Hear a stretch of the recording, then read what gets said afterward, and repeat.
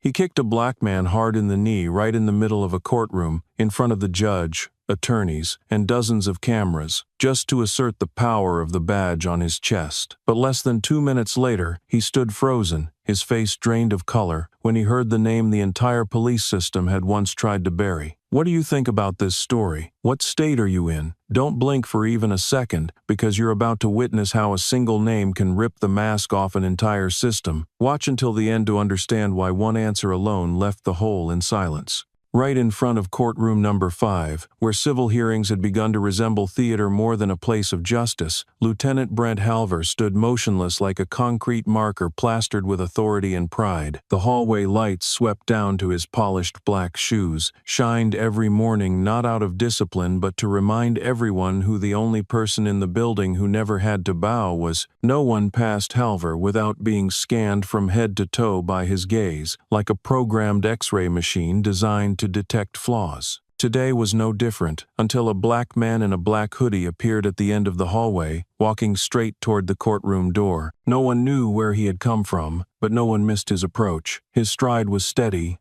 deliberate, chin slightly raised, eyes locked forward. Others, attorneys, assistants, and clerks, suddenly fell silent mid-conversation, as if those footsteps had compressed the air. Brent stared at the man for exactly 2 seconds, then stepped directly into his path. It wasn't reflex, it was a habit of those who used position to control space. No one said a word, but the tension from both sides met in the middle of the hallway like an invisible current, just waiting to spark. The man pulled a yellow envelope from his inner pocket. He raised it, as if no introduction was necessary. Brent looked at the man's face, then dropped his eyes to the hand holding the envelope, where a thin but sharp scar, shaped like an X, sat squarely across his index knuckle. For a fleeting moment, it was unclear whether by instinct or unconscious reflex, Halver pulled his gaze back, as though he had seen something familiar that was not supposed to be familiar, something close that was not supposed to be close. That scar was not there by accident. It stood out clearly against the deep brown skin, not because of depth, but because of silence. It was the kind of scar that did not tell stories, but waited to be remembered. Brent didn't ask for a name. He didn't look at the summons. What he needed to identify was not printed in ink. It was in that back, that posture, and that gaze. A gaze that didn't need to sneer or raise its voice, yet still made a man who had carried a gun for 30 years subconsciously tighten his shoulders. Only a single step separated them. The courtroom door was slightly ajar behind Brent. The smell of worn wood, an old air conditioning unit, and something Brent would never admit, the scent of something about to flip. The man still held the envelope high. No one had touched it, but somewhere, the air had begun to shift like a verdict quietly awaiting the gavel. Brent squared his shoulders, trying to press down harder on the space being held back by a detail too small to be called a coincidence. Silence. He wasn't used to waiting. Everyone who ever bowed before him would immediately present their name, title, or at least a submissive posture, but the man standing in front of him showed no sign of preparation for obedience. Brent raised his brows and asked, coldly, "Name?" His voice wasn't loud, but sharp enough to hook into someone's chest. The man tilted his head just enough for the wall light to run across his nose bridge. He stared directly into Brent's eyes. The answer came out like a blade polished smooth. "I believe you'll know my name when it's my turn." That wasn't an attack, yet it struck Brent's pride like a slap. In nearly 2 decades of service, he had heard countless arguments, threats, screams, and even begging, but no one had ever replied to him like that. A kind of cold that sent chills not from anger, but from realizing the other side did not need to prove anything. Brent clenched his jaw, his shoe tapping lightly on the floor, and had it not been for the watching eyes from both ends of the hallway, he might have done something far more foolish than asking a question. Everything happened within a few seconds, but those few seconds carried a weight of their own. The once noisy hallway suddenly shrank into a thick, sound-absorbing wall. Every keystroke, every shuffle of paper, every hum from the air conditioner vanished as if wiped from the human ear's range. The silence wasn't requested, it was simply that no one dared to break it. Everyone understood there are moments when you do not interrupt 2 stairs peeling back the layers of a system long used to resting its feet on another skin tone. At the far end of the hallway, the courtroom door creaked open. The hinge groaned awkwardly, as if even it sensed it was about to witness something outside its jurisdiction. A court staffer stepped out, only to freeze at the sight of Brent standing in front of a man who neither backed down nor needed to step forward to command the space. That moment was like a shiver running through the walls, not because anyone said something loud, but because everything else became too small to ignore. Malcolm Cade hadn't handed any document to anyone, yet his mere presence at that spot, at that exact hour, with a silence as firm as stone, was enough to draw the entire hallway into a single breath. The way he held his gaze forced those who lived by their titles to recalibrate, and Brent Halver, a man never challenged this close without having to pull a gun or issue a command, stood still. Inside him, something unfamiliar stirred, a kind of restlessness rooted in instinct, the same instinct that had helped him survive encounters with people far more dangerous than armed suspects. But this time, the instinct didn't urge caution. It quietly warned him something was about to explode, and he was standing between it and the truth. At that point, no one knew what would happen next, but everyone knew one thing. A man had just entered the courtroom, and the system had just touched its first fracture.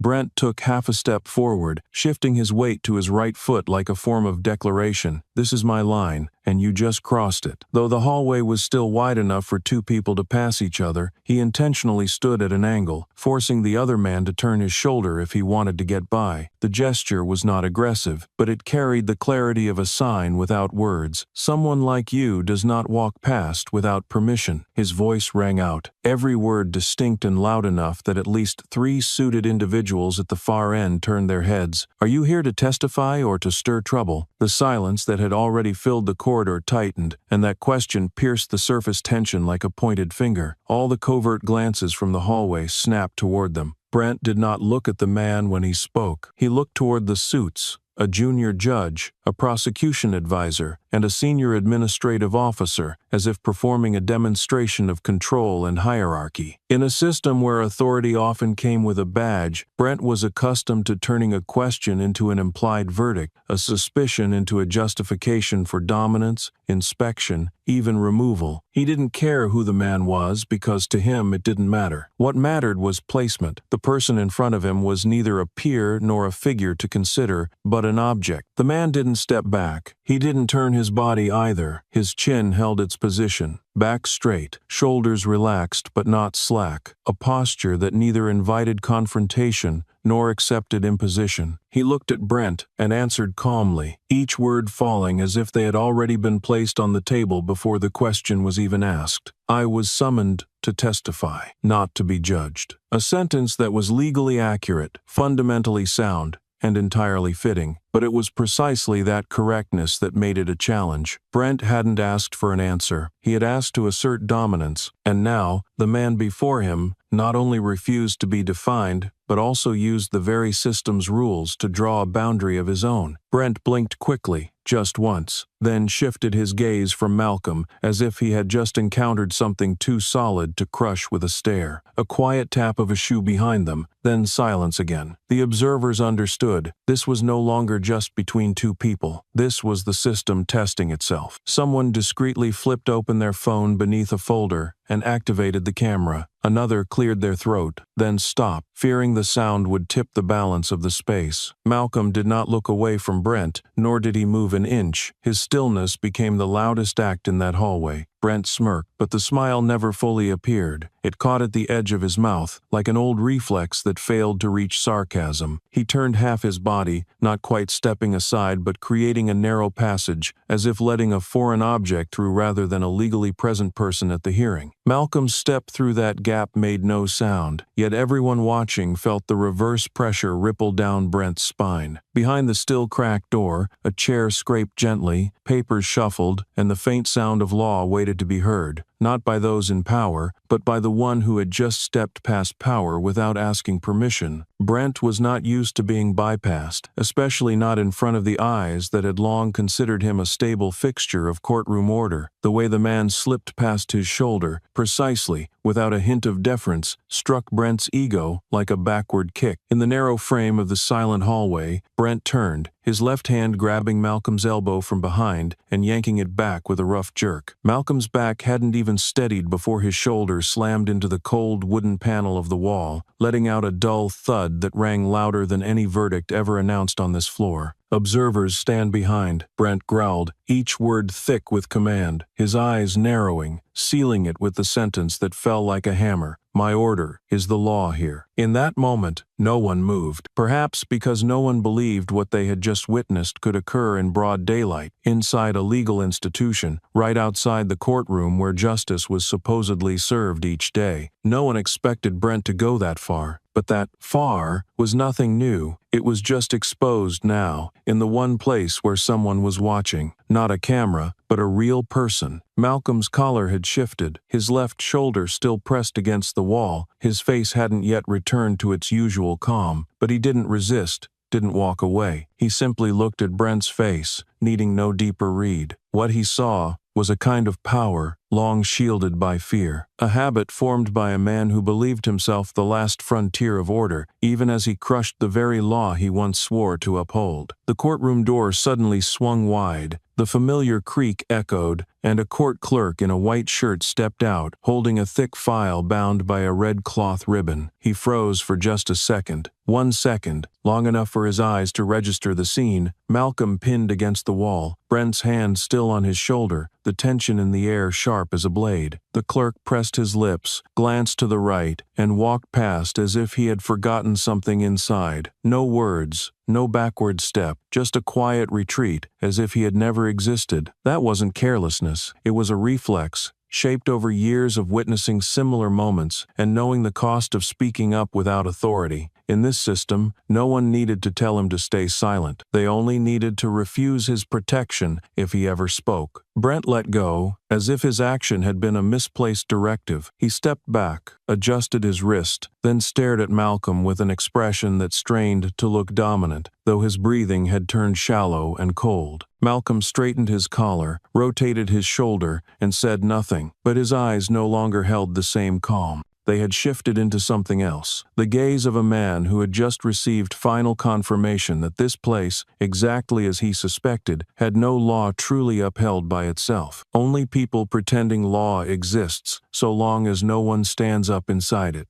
Malcolm entered the courtroom with an upright gait, shoulders square, even though his left still throbbed faintly. He didn't glance around, didn't check the seating layout, didn't scan the eyes of the jury. Each step toward the witness stand carried the calm of someone who had been there hundreds of times, though this time was not to prove anything, but to witness. The air thickened as the rear door clicked shut. Heads turned from the gallery benches, one after another, all staring at the black man with a scar running straight down his index finger and a stride that betrayed no hesitation in a room that had swallowed many witnesses in quiet shame. Judge Mercer glanced at the list before him, fingers tapping lightly against the wooden desk. The prosecutor did not lift his head, only tilted it enough to catch the sound of the footsteps. Malcolm walked straight to the stand, hand touching the edge of the wood, leaning slightly as if to ask permission with a look. No one stopped him. No one called his name. Everyone waited, not for what might be said, but for what might crack open from the silence Malcolm had carried from the hallway to this very spot. Brent was not seated among the witnesses but stood pressed against the courtroom's left wall near the security team's post. He had been stationed there from the beginning, a shadow left behind in case the very disruption he had caused might resurface. The moment Malcolm's hand touched the stand, Brent stepped away, swiftly circling behind the witness row, brushing closely past Malcolm's back like a gust laced with restrained fury. No one had time to react as Brent's shoes squeaked on the floor, and he launched a sudden kick aimed squarely at Malcolm's left knee. The blow wasn't enough to break bone, but it was forceful enough to destabilize the body for several seconds. Malcolm pitched forward, bracing himself on the stand as his lower body gave way, knee buckling like a tendon had been snatched mid-movement. The sound echoed sharply, the leather shoe hitting thick fabric, thudding against wood, and reverberating through the courtroom like a slap in a dead calm night. It wasn't a gunshot, but it stopped every conversation instantly. Within a second,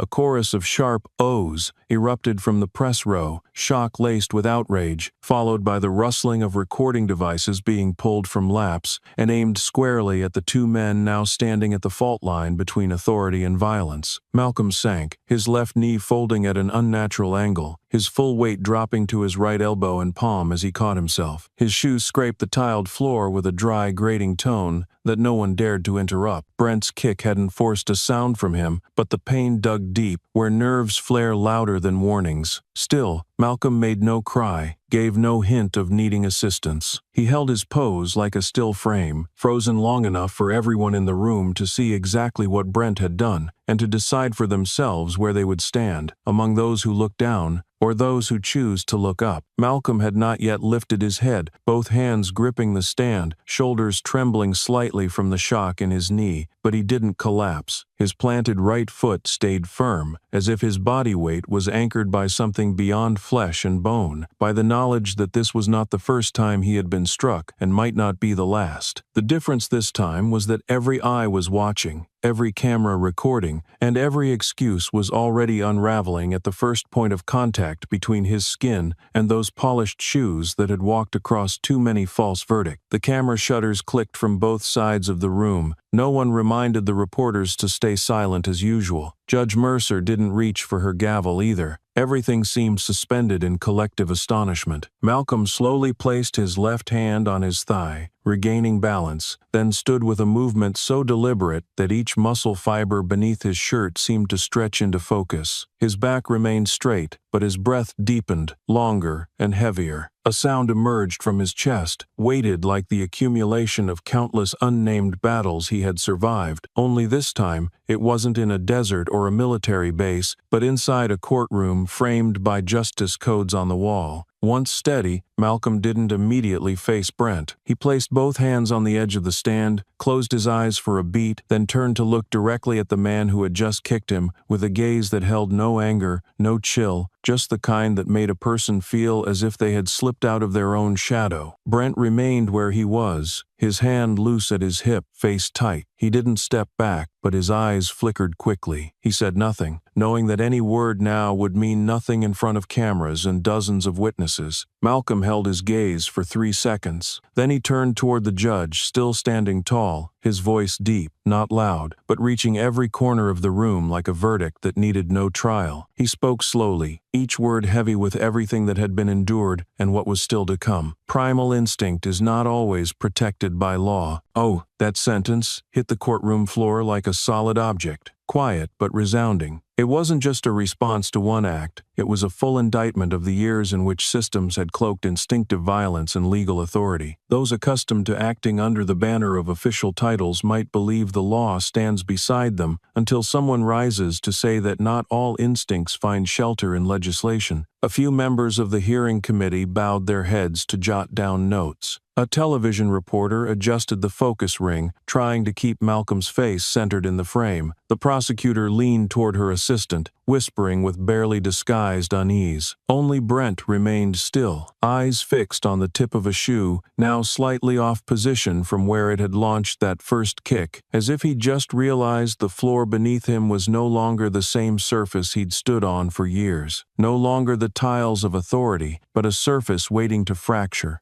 Brent let out a laugh, not loud, but sharp enough to cut through the rows of benches that had gone still, as if the room itself had paused its breath. It was a short, dry nasal chuckle, carrying the familiar tone of those who use mockery to mask the discomfort rising in their throat. He tilted his head slightly back, letting his eyes scan across the journalists as though to remind them that everything remained under control, that he was still the one who commanded the rules, not the man who had just lost face in public. Then he spoke, voice louder, slicing the air now cracking around him. Got up quick, must be used to taking hits. The words landed like trash mixed with gravel, not meant to respond, but to erase the imprint his image had just taken in the crowd's eyes. Brent wasn't speaking to Malcolm, he was speaking to the audience. He needed them to believe that the kick had meant nothing, that it was a teasing gesture, a normal act in a place where those used to it had no reason to react. He believed that one well-timed insult could redirect the focus, disrupt the lead-heavy silence tightening around him with every second. but Malcolm did not laugh. He didn't turn away or shrug it off, as if being insulted were routine. He stood still beside the stand, unmoved, unfazed. His body still showed signs of impact from the kick, but his eyes had settled like water stilled after a sudden gust. He looked directly at Brent, and this time, it wasn't just the stare that struck. His voice rang out, neither raised nor forced, but every word carried a weight that split the air before anyone could even think to respond. Only cowards kick from behind.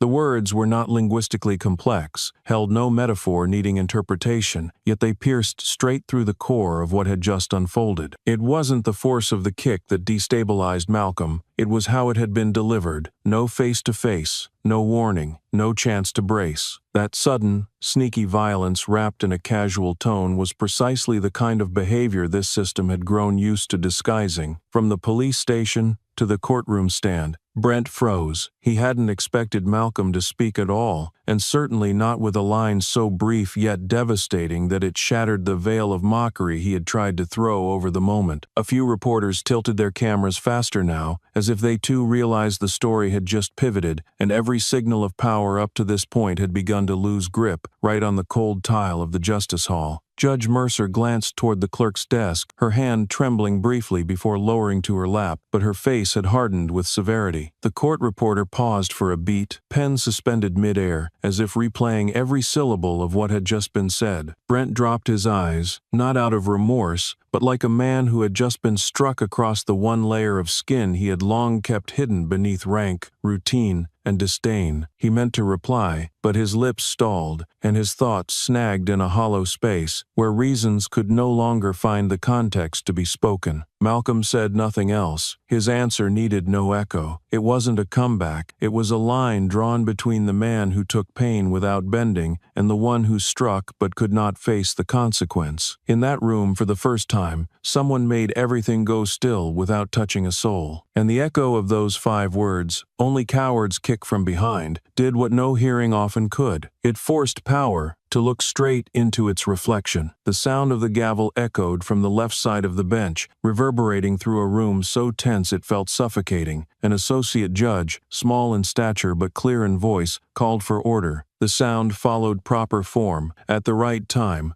like in any courtroom across America. But today, in this setting, between a man who had kicked and one who had just stood up from that very kick, it rang more like a mechanical reflex from a system accustomed to signaling without truly impacting. No one straightened up after the gavel fell, no whispers followed as they usually would. The attorneys held their positions, hands hovering over case files as if unsure whether to proceed or brace for another jolt. The photographers kept their lenses tight on faces, eyes unblinking, while the stenographers glanced at one another in silence, pens frozen mid-air over paper. The atmosphere was like a taut rope pulled tight between 2 ends, with no one daring to let go. Brent stepped back half a pace. Whether it was a defensive move or a repositioning was unclear, but it created a safe buffer between him and Malcolm. Even so, Brent's eyes did not soften. His gaze smoldered, tension rising from the edges of his pupils, as if holding back a tremor from within his chest. Something in Malcolm's silence disturbed him, perhaps the calm demeanor, the precision in every response, or worse, the unmistakable sensation of losing control, something Brent had never experienced in the very space where he had long imposed his dominance. Malcolm didn't move. He remained rooted, hand resting on the edge of the stand, knuckles slightly curled from pain radiating from his knee to his hip, but his eyes were steady. He looked directly at Brent, neither accusing nor diminishing him, just looking. And that look unsettled Brent more than any verbal retort ever could. In a moment stretched longer than usual, inside a room with a judge, a jury, attorneys, and official records, no one held dominion over the air. Not because they lacked the authority, but because what they were witnessing was beyond legal curriculum or procedural handbooks. It was an unwritten collision, a breakdown of order at the very heart of where law was supposed to stand on process alone. Brent tilted his head slightly, jaw clenched. The lines across his forehead were not from age but from internal strain tightening in waves. The frustration found no voice but clearly etched itself into his expression. It was a kind of anger with no outlet, swirling inward like dust kicked back into its storm. In the back row, a black woman in a gray blouse bowed her head, hands clutching the edges of her bag. She said nothing, but her eyes were red. Nearby, a young law student placed his hand on his thigh, trying to remain composed. All who watched felt they had been pulled into a vivid,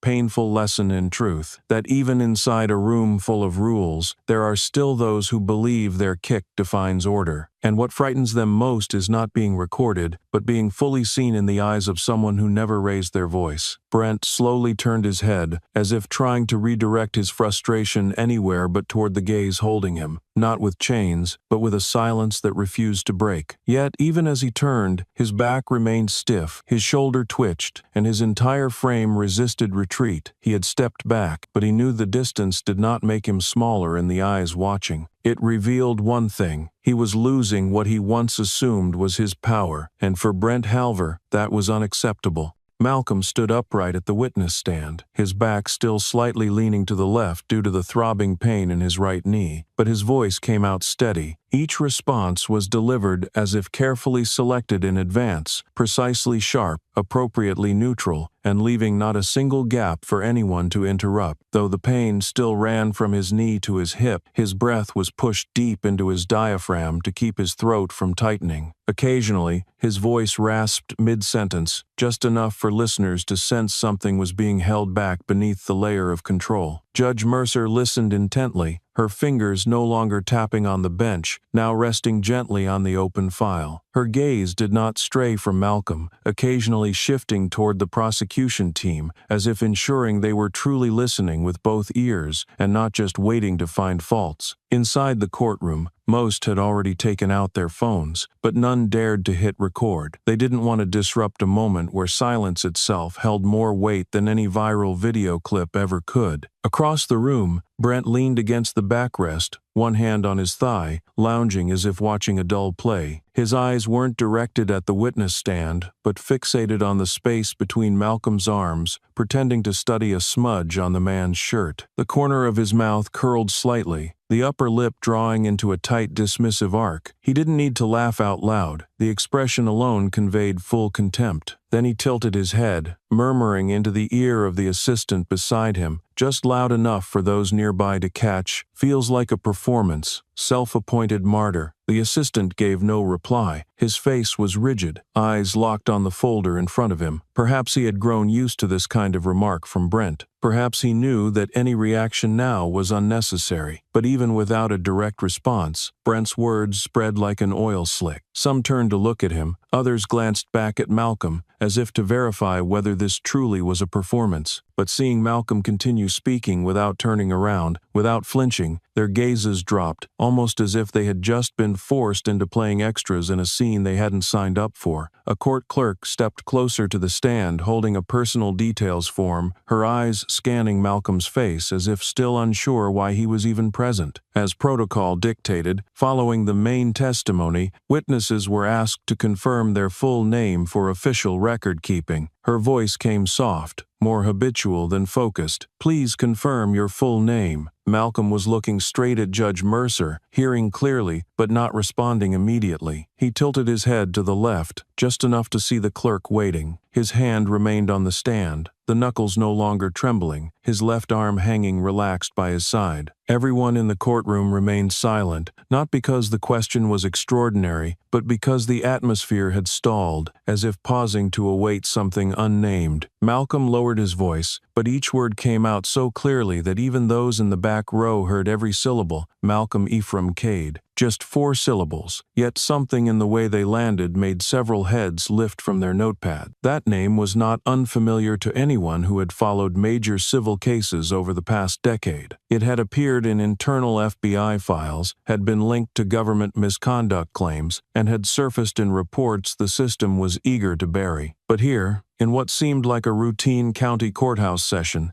No one expected that name to be spoken by the man who had just been kicked in a courtroom by a local police officer. At the far left of the courtroom, Brent had just lifted a glass of water. He hadn't finished half of it when he froze. As the last syllable of the name dropped, his throat tightened. He choked. His lips tensed, and the color drained from his face within seconds. The flush in his cheeks faded, and his forehead and chin turned pale, as though the entire room had dimmed its tone. His aide glanced over, half raising a hand to help, but didn't dare move further. Brent set the glass down slowly, deliberately, as if any sudden sound would draw even more attention, but everyone was already looking, not just because of the choking, but because the expression on his face had nothing left to conceal. It wasn't shocking, it was panic. Malcolm didn't look back at Brent. He stayed in place, shifting his gaze from the judge to the hearing panel, giving a slight nod as if to confirm the identity just spoken. One reporter in the corner turned to a colleague and whispered with barely contained surprise, "That's Cade, the one who made the Chicago police chief resign after that investigation." The other didn't have time to reply before a courthouse staffer added, "He was appointed special advisor by the DOJ in the Atlanta case." The whispers spread quickly, not loud but enough to form an undercurrent crashing over Brent, like water flooding into the soles of a cracked foundation. He could no longer sit upright, his hand pressed into his thigh, thumb rubbing the edge of his pants in a futile attempt to stay grounded.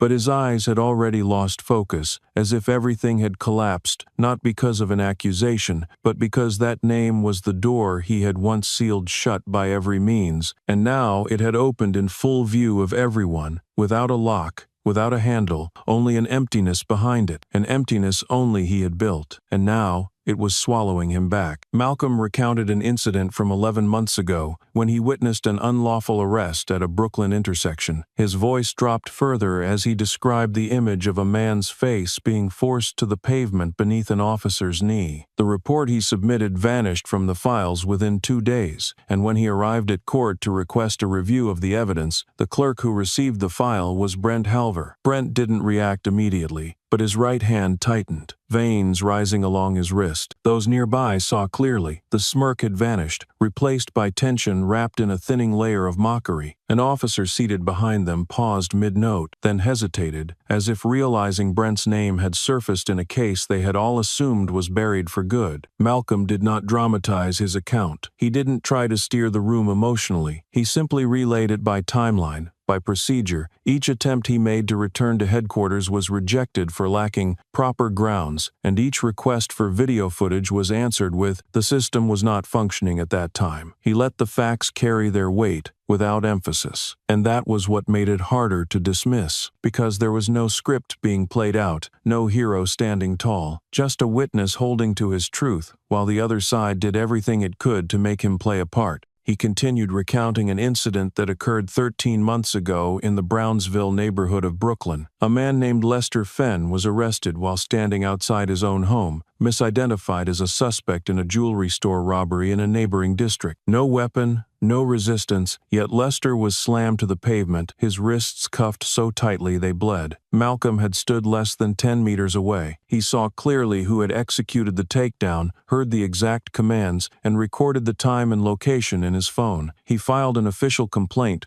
within 4 hours of the incident, but the report disappeared 5 days later, and the person directly responsible for processing the civilian complaint that day, according to him, was Brent Halver. Malcolm spoke Brent's name without emotion, a man who had once taken part in a wrongful arrest, a man who once held a file and made it vanish. And now, the same man stood here, in a role all too familiar, the one standing above the harmed, enforcing pressure through authority rather than reason. Brent sat frozen in his chair. His posture remained, but his face no longer held its composure. His eyes darted constantly, not toward Malcolm, but from the attorneys to the judicial panel, then to the clerk's desk, as if searching for an escape route. But none of them spoke, because everything Malcolm had said was now officially recorded in the transcript. Malcolm's attorney then stood, pulled a folder from his leather case, laid it flat on the table, flipped to the first page, and slid it across to the review board. The copy was sharp, stamped in red, marked in the top corner, "Internal document, not for circulation." It was a leaked file from the NYPD, posted on an independent journalism forum less than 48 hours ago, and included by Malcolm in his pretrial submission. The first 2 pages listed Brent Halver, 5 conduct warnings, including 2 official reprimands from Internal Affairs for excessive force used on unarmed individuals, 1 incident in the Bronx, another in East Harlem. Both cases had been closed under the pretext of insufficient grounds for further action, but the dates, locations, and witness descriptions matched so precisely that no one on the board could summon a technicality to dismiss them. Brent turned to his lawyer, speaking in a low voice that nearly hissed through clenched teeth. "I thought that stuff was already destroyed." The lawyer gave no reply, only looked at him as if reassessing the worth of a client he'd assumed would be easy to defend 30 minutes ago. Across the room, Malcolm never looked at the file. His eyes stayed on the panel, as if he already knew what they were seeing, and that it was enough to initiate change, not by shouting, but by forcing others to bow their heads and read. And this time they couldn't skim past it like before. Someone in the back row leaned in close to a friend, whispering so softly it seemed impossible for anyone else to hear, yet the words still slipped out with a tone half amazed, half wary. "Malcolm Cade? That's the one the FBI had to publicly apologize to." The sentence struck a collective nerve long buried beneath the silence of the courtroom. A single name once again shifted the atmosphere, but this time not by Malcolm's voice, but by the memory reawakening in those who had read the news, followed the headlines, and remembered the racial profiling case in New Haven from years ago. Within 3 minutes,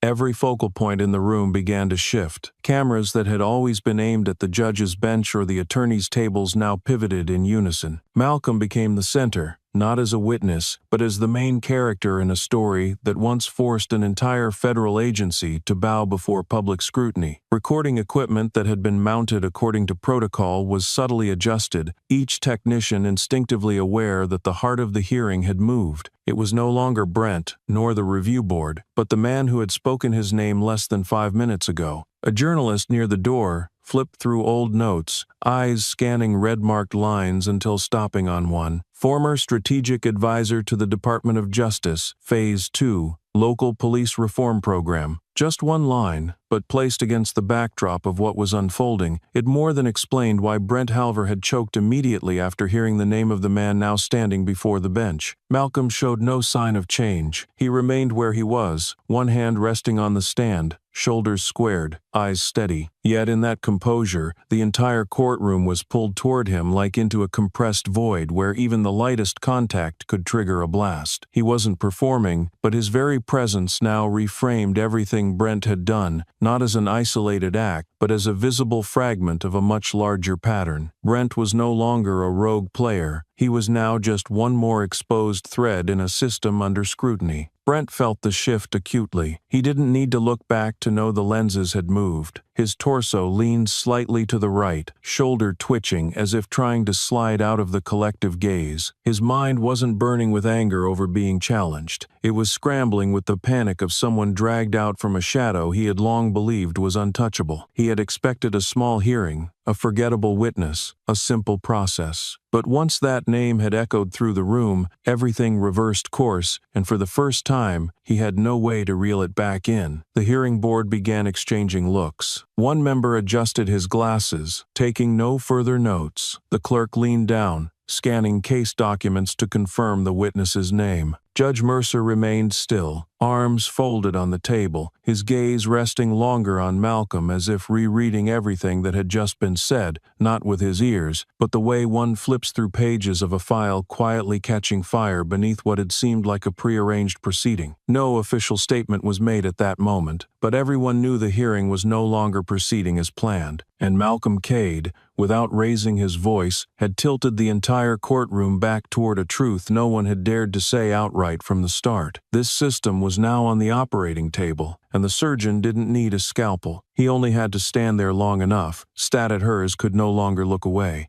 While every eye in the courtroom remained locked on Malcolm, a black-rimmed monitor lit up at the NYPD Internal Disciplinary Board's work table. The alert sound was only a faint vibration, inaudible in the courtroom, but to the person stationed inside the hearings data terminal, it landed like an emergency knock. The subject line was brief, bold, immediate freeze on Officer Brent Halver's records. Urgent. Below that was an electronic signature from the Office of Inspector General, United States Department of Justice, sent directly from Washington, D.C., bypassing all city-level systems. The content included only 3 paragraphs, but each sentence was sharply outlined. Brent Halver was now under consideration for a broadened investigation at the federal level, no longer within the NYPD's internal purview. The first directive called for a freeze on all records related to Brent's official conduct from the year 2014 to the present. The second demanded the preservation of evidence, prohibiting any form of unauthorized access. And lastly, the Department of Justice ordered the NYPD to dispatch a direct liaison to the Special Investigation Oversight Team within 24 hours. Everyone who read the email understood that when a directive from Washington entered the city's records processing system without prior notice, the matter had surpassed the boundaries of individual misconduct. This was not a warning. This was the opening stage of an expansive investigation, and Brent Halver was its first trigger. Just minutes after the email was accessed, a courtroom staff member received an internal order from one of the high-ranking enforcement commissioners. He didn't ask questions, nor did he need clarification. His eyes flicked briefly toward the witness stand, where Malcolm still stood in position, then gave a subtle nod as if fully grasping the message behind the instruction. No one noticed when he rose. Dressed in a pale gray suit and moving with composed precision, he blended in with the technical crew or legal support staff, but his steps led straight to the rear exit, turning down a corridor to the internal archive wing, vanishing from the courtroom like a bird darting into the rafters of the administrative ceiling, carrying the first signal of a shift far greater than anything unfolding at the witness box. Inside the chamber, everyone remained focused on Malcolm, still unaware of the machinery moving outside. Brent, however, began to feel the unease trickling from the nape of his neck down his spine. The chill wasn't from the air conditioning. It came from the hollow realization that the people around him were speaking with eyes he could no longer control. Every gesture became traceable. Every second of stillness is a new form of restraint. He no longer saw Malcolm as a witness. He began to see Malcolm as the incision point in a chain of exposures he once believed he'd buried within the administrative dark. A member of the board quietly leaned over and whispered to a colleague. They weren't discussing the testimony. They were discussing how to respond if the investigation were officially announced. Judge Mercer flipped to the second page of Brent's file, her thumb brushing lightly across the paper's edge, as if retracing each word once masked by earlier bias. In that very room, at least 5 individuals were asking themselves whether they had ever overlooked something, and all were thinking the same thing, though none dared say it aloud. If Brent was the beginning, how many others had been carefully wrapped inside files, just like his? Malcolm remained silent for a long moment after the final entry in his testimony was logged, as if deliberately leaving space for someone,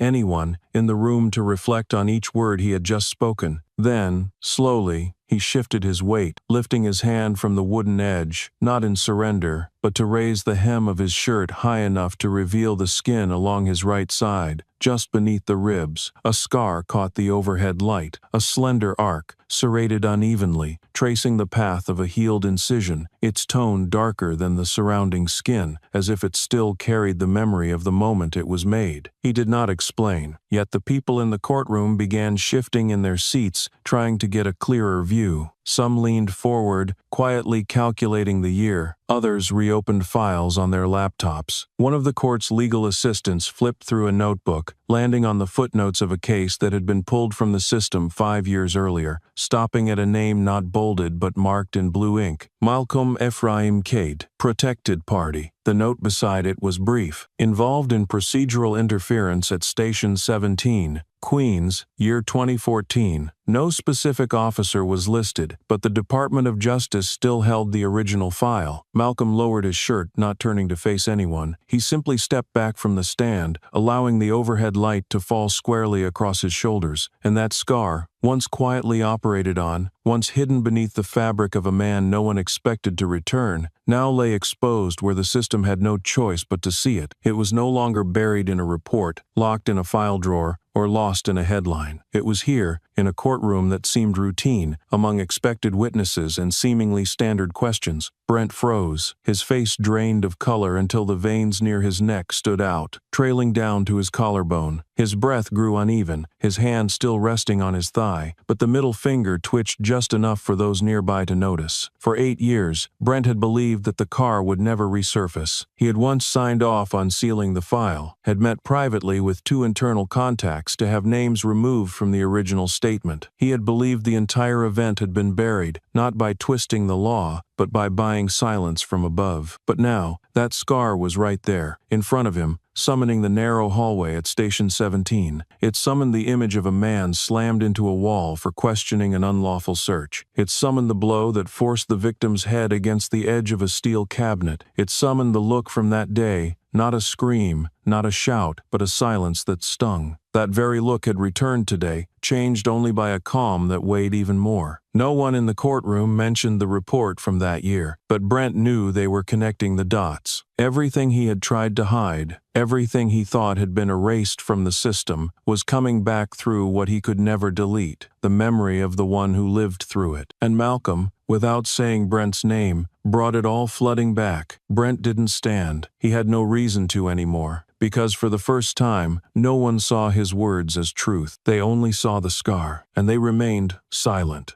The microphone in front of Malcolm's attorney lit up, but not to announce a gavel strike or a procedural question. His voice was low and resolute, nearly breathless between words. I moved to immediately halt these proceedings due to the physical assault on a witness taking place inside this courtroom. The air, already thick like a heavy curtain pulled taut from all sides, suddenly tore apart like a spark snapping a collective nerve. An attorney had just stood to force the court to acknowledge what had unfolded before everyone's eyes. Not a hallway scuffle, not an external dispute, but an actual kick right on the stand, in the very place where law is spoken into being. To the right, the court clerks froze mid-movement. One of them flipped back through the transcript pages, marking the hastily recorded line about Brent Halver's action. But what was happening now was beyond a scribbled note. Helen Mercer, the presiding judge, shifted her gaze directly to Malcolm, then to the attorney, and finally to Brent, who sat hunched over in his chair. She did not ask for clarification. She did not request arguments. Her voice rang out like a clean cut slicing through dense air. Officer Brent Halver, under my authority as presiding judge, I hereby order your immediate suspension from duty. The gavel struck once. There was no echo, but the impact cleared the room of all background noise. Half the room exhaled gently, the rest stayed still, as if the ruling had not yet registered. Brent looked up, saying nothing, his face bearing the expression of someone pulled abruptly from their private world. He did not protest, he did not leap to his feet. He merely shifted, as though trying to sink back into his chair, only to find it too upright to offer escape. A court officer approached without prompting. He carried no handcuffs and made no contact with Brent. Instead, he laid down a new file in front of him, 3 times thicker than the one Brent had brought that morning. The cover bore the red seal of the State Judicial Investigation Committee and bold printed words, Mandatory Cooperation Request, Case ID, MEC 0027. Below the abbreviation was a handwritten authorization, not digitally stamped. Helen Mercer, June 2nd. Brent stared at the seal, eyes unmoving. A morning that began with his familiar stride into the courtroom, aiming to impose order with the posture of a veteran officer, now ended with a suspension delivered without a hearing. He had once been the man calling names. Now he sat silent, while his name was crossed off the list of those deemed fit to continue serving. In the press section, cameras began snapping without pause, but no one spoke. The atmosphere had changed, no longer the heat of rage, nor the fire of indignation. It was a chilling clarity, the kind that settles over a room when everyone realizes that what they just witnessed was not merely a kick, but the moment an entire system was forced to confront its warped reflection. Malcolm took his seat, but his gaze remained fixed on Brent, as if for the first time he was speaking to the man through the law itself. Because now, the law, after so many years, had finally turned back toward him, not through begging, not from public pressure, but but because the truth had risen, embodied in a scar, a name, and a suspension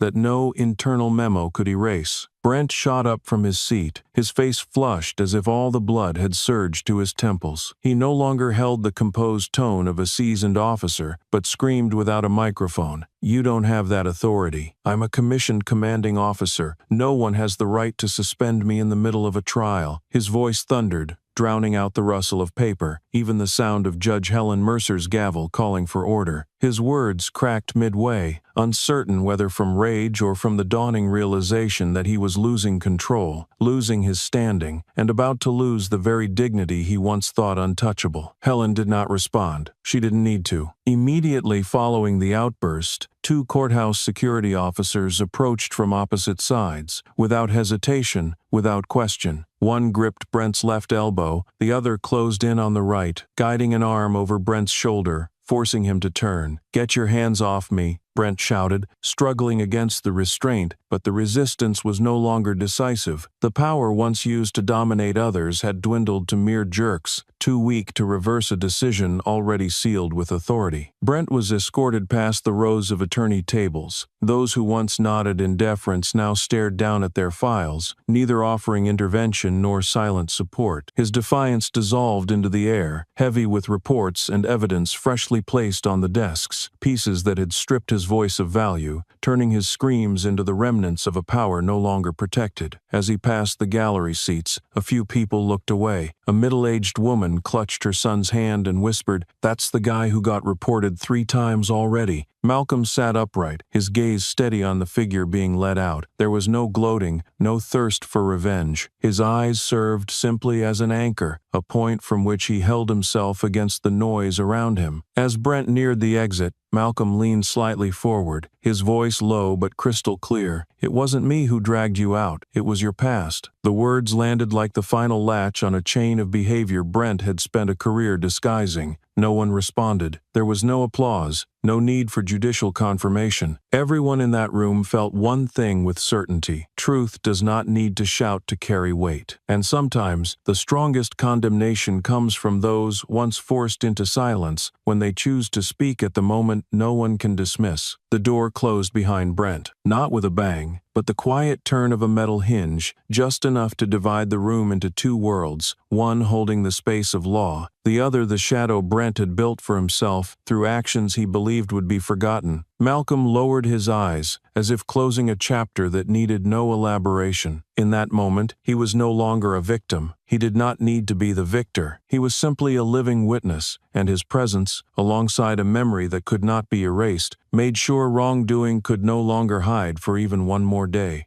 The courtroom door had barely closed behind Brent when a court staffer walked briskly over to Malcolm, saying nothing beforehand, simply reaching out in the practiced gesture of assisting witnesses after a tense testimony. "The medical room is on the left wing. Let me take you for a checkup," he said quietly, as if any loud sound might crack open the still dazed atmosphere of the room once more. Malcolm did not refuse. He rose slowly, favoring his right knee with a subtle lean, though his expression stayed composed. The swelling beneath his pants continued to remind him that something in this system had struck him twice, once with a kick and once with collective silence. The medical room was simple, with only a folding bed, an old medicine cabinet, and a steel table that reflected the sweat still clinging to his brow. An in-house physician bent over gently, pressing on the swollen area, then asked, "Do you have any history of knee injuries?" Malcolm shook his head. The doctor gave a small nod, jotted down a few notes on the monitoring board, and placed a cold gel pack on his knee. No further questions were asked, but the older medic in the corner kept his gaze fixed on Malcolm, as if he had long recognized the name and was now trying to piece together the fragments that had just been reawakened in court. Outside, gray clouds loomed over the entrance to the federal courthouse. News vans spilled onto the sidewalks, camera operators hustling with gear, setting up frames, adjusting pans, syncing audio. On a CNN reporter's screen, a clip under 10 seconds replayed over and over the moment Lieutenant Brent Halver delivered the kick during proceedings, the sound of leather against the floor, then Malcolm pushing himself up, gaze not retreating, but fixed squarely on the man who had struck him. Beneath the video, the headlines scrolled non-stop: Malcolm Ephraim Cade, witness or symbol of resistance. The front page of the NY Times digital edition had already been updated within 30 minutes. On the left, an image of Malcolm half standing, half bracing. On the right, Brent's face as he was escorted out, part rage, part panic. The headline was stark: the kick and the collapse. The full article was still pending, but the breaking update emphasized, Malcolm Cade is the same man for whom the FBI had to issue a formal apology after a wrongful arrest 8 years ago. BuzzFeed took neither legal nor political angles. Their banner leaned fully into emotional weight. Who are you that made a cop kick you in court and forced a nation to rethink justice? Below the headline were hundreds of shares, with the video spreading across TikTok and Instagram. The name Malcolm Cade was no longer just in a court transcript. It was now on the lips of millions, surfacing through the expressions of crowds who had long suspected that justice was a concept reserved only for those with the right skin color or enough money. Back in the medical room, as the doctor wrapped the joint in a cold compression bandage, an aide from the judge's office knocked on the door. Media outlets are requesting to send a message. CNN, Reuters, a few major names. Malcolm did not reply. He only looked down at his knee, then silently pulled his pant leg back over it, as if to say he did not need to speak further. The story was now telling itself, through images, through records, and through counterblows that required no fists. The truth was moving on its own, across broadcast networks, through every trace just uncovered, and this time, no one could bury it. At NYPD headquarters, the internal meeting room, rarely lit at noon, was now packed. An emergency meeting had just been called under the title, Request for Preservation of Data Related to Lieutenant Brent Halver, sent directly by a Department of Justice representative from Washington. No press, no live stream, just sharply dressed staff wearing internal badges, flipping through documents with growing urgency. On the large screen at the head of the table, a red-framed message read, Suspend all data interference. An internal affairs inspector spoke first. If we find anyone attempting to access or modify Brent's records within the next 48 hours, it will be considered obstruction of a federal investigation. No one responded, but the air thickened, as if someone had poured tar onto the tiled floor. The internal servers were immediately checked for access logs. Some logs revealed that an administrative account had attempted to delete original entries related to old complaints. Freeze the entire Brent Halver system, a technician said tersely, typing the command while watching the screen as if monitoring a bomb about to detonate. This was no longer internal business. Every move now had the potential to become evidence. A few minutes after the system was locked,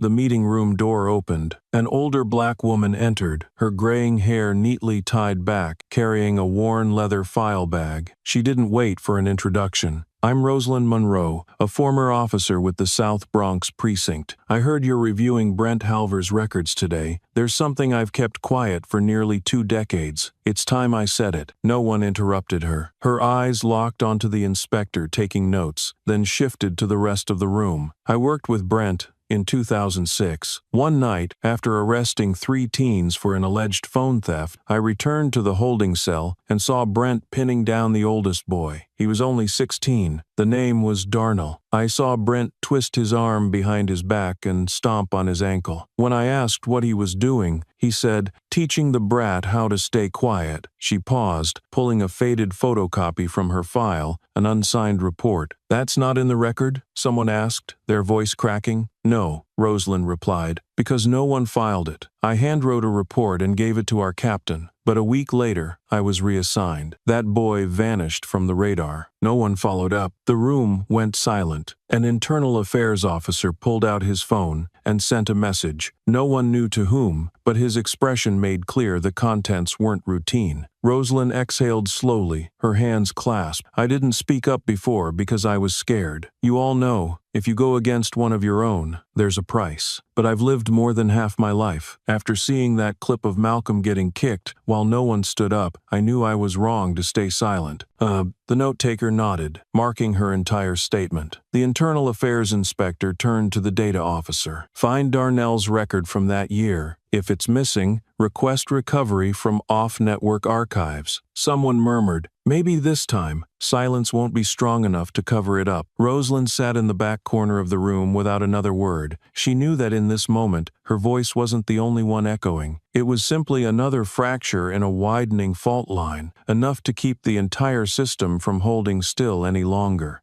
Malcolm sat upright in a dark wood-paneled room, no longer under the courtroom's blinding lights, but the air remained thick, as though every word spoken would solidify into an official record. In front of him were 5 members of the Independent Investigation Committee, all dressed in plain business attire, but with eyes sharp as if pre-honed for cross-examination. One of them began with a formal thank you for his urgent appearance within 24 hours of the hearing, but Malcolm did not respond. He gave a subtle nod, opened the file in front of him, pulled out the first page, and placed it on the table. This document confirms that I was the plaintiff in the civil lawsuit from the year 2014 involving wrongful arrest and excessive force by the Boston Police Department. The federal court ruled in my favor, awarding a settlement of $3,940,000 dispersed in 3 installments. The grounds for that ruling: insufficient basis for arrest, use of force after handcuffing, and tampering with records to justify the incident. He then looked up, holding eye contact with each member. One committee member nodded slowly and turned a page in the verification file. Only the soft sound of rustling paper remained. No one expressed doubt. They already knew this truth, but Malcolm's first-hand confirmation was a crucial step in the validation process. So you are not an unknown citizen, another member remarked, his tone slightly raised, not to assert dominance, but to stir clarity. And you certainly knew that mentioning your name would alter how people treated you. So why stay silent until the courtroom assault revealed your identity? Malcolm slightly tilted his head. Because I wanted them to act according to their nature. If I had spoken from the beginning, every look would have been guarded, every behavior sanitized, and the system would have masked its true face behind the fabric of reputation. But if I remained silent, they would act on instinct, and that instinct would become a confession without coercion. The room fell silent for a few seconds, not because the answer was profound, but because it was too direct to ignore. The woman seated in the center, likely the committee chair, rested her chin on her hand and asked, "So that kick, was it a consequence or a test in your eyes?" "A test for both sides," Malcolm replied without pause. "I tested them to see whether anything had changed after those lawsuits, and I tested myself to prove that my reputation is not a shield, but a mirror. Even if they broke my leg, I'd still see who they are." Another member spoke, more softly. "Were you not worried that staying silent would put you in more danger?" "No," Malcolm answered, leaning back in his chair, "because I've never survived through favoritism. I've only survived by forcing people to look at the truths they try so hard to hide." The lights in the room went completely dark for a few seconds before the projector flickered on.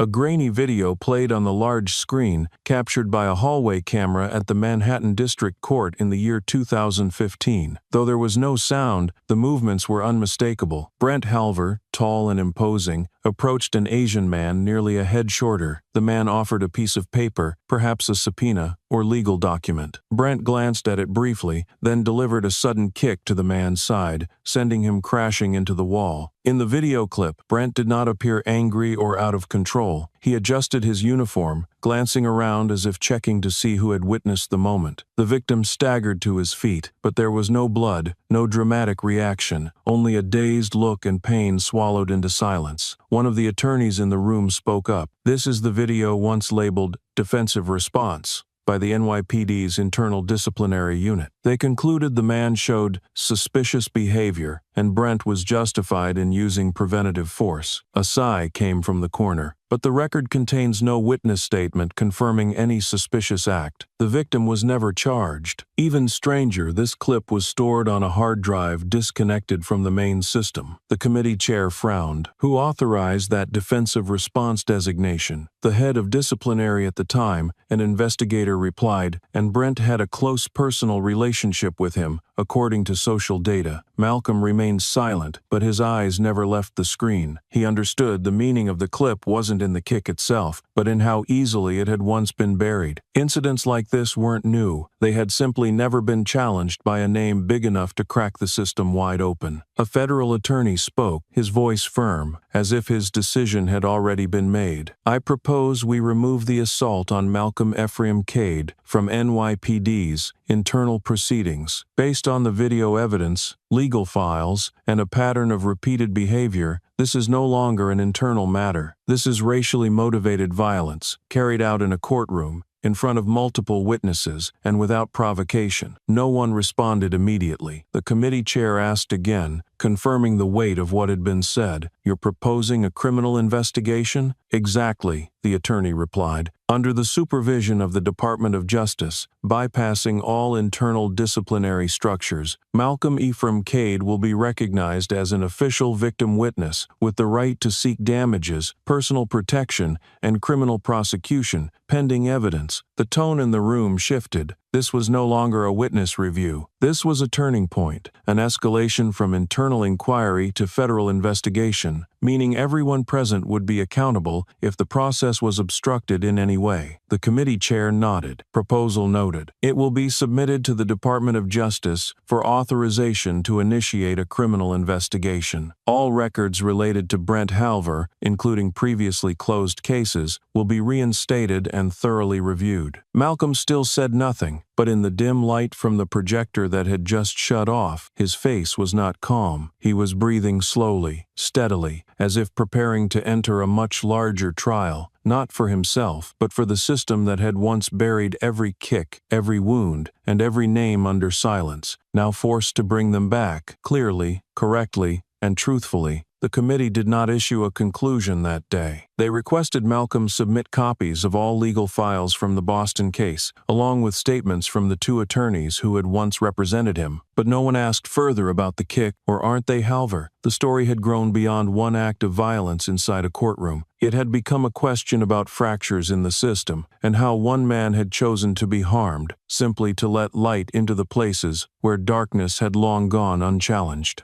The atmosphere in the hallway outside the courtroom was no longer noisy. While major news outlets continued to replay the clip of the kick at the witness stand, a group of independent journalists, outside the mainstream media networks, simultaneously released a series of previously unpublished documents. Among them was a scanned internal report from the NYPD, listing in detail 6 formal complaints against Brent Halver over 8 years, none of which underwent any standard investigative procedures. One of the complaints stated clearly, the detained individual reported being choked by Lieutenant Brent Halver before any body search warrant was issued. A note at the bottom of the page read, "Insufficient evidence to proceed with investigation. Record retained for 6 months." Another complaint stated, the juvenile suspect claimed he was pressured into signing a confession under psychological duress. Investigating officer, Brent Halver. The conclusion note read, suspect changed statement, insufficient grounds to review further. 6 files, 6 different individuals, but the tone was eerily repetitive, as if copied from a template. And in every instance of insufficient evidence, there was one common element. Witnesses or involved individuals were marked as unwilling to cooperate. This raised growing public questions. Was this unwillingness born of fear or complicity? Malcolm did not wait long to act. In a meeting with FBI representatives held at a temporary facility near the courthouse, he submitted an urgent request, protection for a witness currently living in Queens, who had been threatened by Brent 3 years earlier to stay silent. He used to be a delivery driver, Malcolm said, stopped by Brent simply because he suspected the truck contained illegal substances. When nothing was found, Brent still handcuffed him and took him to the station. 3 hours later, he was released with no paperwork, no report. But the worst part came after. When Brent found out he intended to file a complaint, he showed up at his home late at night, out of uniform, and said, "You could disappear in a week and no one would know why." That story had long been considered unverifiable because the driver, named Elijah Grant, left New York just 1 month after the incident and never returned. But Malcolm had just received news. Elijah had come back, living quietly in a housing block in the North Bronx, and was ready to testify if assured safety. "He won't make the mistake of staying silent again," Malcolm said, eyes steady, as he looked at the FBI agent. "But I don't trust the local witness protection setup. We both know that when someone like Brent has slipped through records using power, Elijah needs more than just a badge. He needs a system strong enough to keep Brent from ever getting close again." The FBI offered no resistance. A witness security officer documented the full testimony and activated a federal-level identity shielding protocol, placing Elijah on a temporary protection list with assigned escorts and travel monitoring. This development meant the matter no longer remained a personal legal dispute between Malcolm and Brent. It had now entered the realm of witness safety at the heart of an abuse of power investigation. That very night, the social media account of an independent news group released an unreleased audio recording. Brent's voice could be heard, slightly distorted but clear. "Don't be stupid, buddy. The guys in uniform won't back you up. They're all just like me." Malcolm listened to the clip in the witness lounge. He didn't react immediately, but his gaze sharpened like a cut. What was being exposed was no longer just kicks or punches, but a system of threats, silencing, and cover-ups that had operated quietly for years, now cracking apart in the exact order he had anticipated. Brent Halver made his first public appearance since his suspension with a cold, arrogant expression. He was no longer in uniform, but his eyes still carried the same provocation, as if everything happening was a joke he could still control. The press followed his every step, but Brent answered no questions. Outside the courthouse, he announced that he had hired a high-profile private legal team, names previously involved in defending controversial figures in powerful cases. "We will prove that every action taken by Mr. Halver was within the boundaries of the law," said lead attorney Charlotte Kingsley to the media. "He has no reason to apologize for doing his duty in maintaining order during a trial." The language was carefully crafted. The courtroom kick was labeled "an appropriate reaction to potential instability." Intimidating a witness was rephrased as "intervention to ensure procedural safety." Contemptuous remarks were spun as "an unfortunate communication mishap in a tense situation." The legal team launched a dual legal and media strategy, attempting to cast Brent as a scapegoat of politicized persecution, rather than a cop exposed for abusing his power. While Brent played the victim, a letter arrived at the federal prosecutor's office. It was unsigned, typed on an old typewriter, on yellowed paper. Inside was one paragraph. "I am a former NYPD captain who served in Precinct 12 for over 18 years. I witnessed Brent Halver being protected by an internal network, from unit supervisors and disciplinary inspectors to members of the review board. Every time there was a complaint, files were filtered before they reached the upper levels. Some were deleted completely. Others had evidence altered. Don't just investigate Brent. Investigate the system that survives on silence." The postmark traced the letter to a suburb in eastern New Jersey, home to a former NYPD retirement training camp. The investigation immediately shifted course. Not only Brent, but every official involved in past internal complaint reviews was now under scrutiny. At the same time, leaked emails gathered by investigative journalists revealed that Brent had received an internal warning back in 2018 about the need to reduce physical engagement when dealing with witnesses. The email ended with a short piece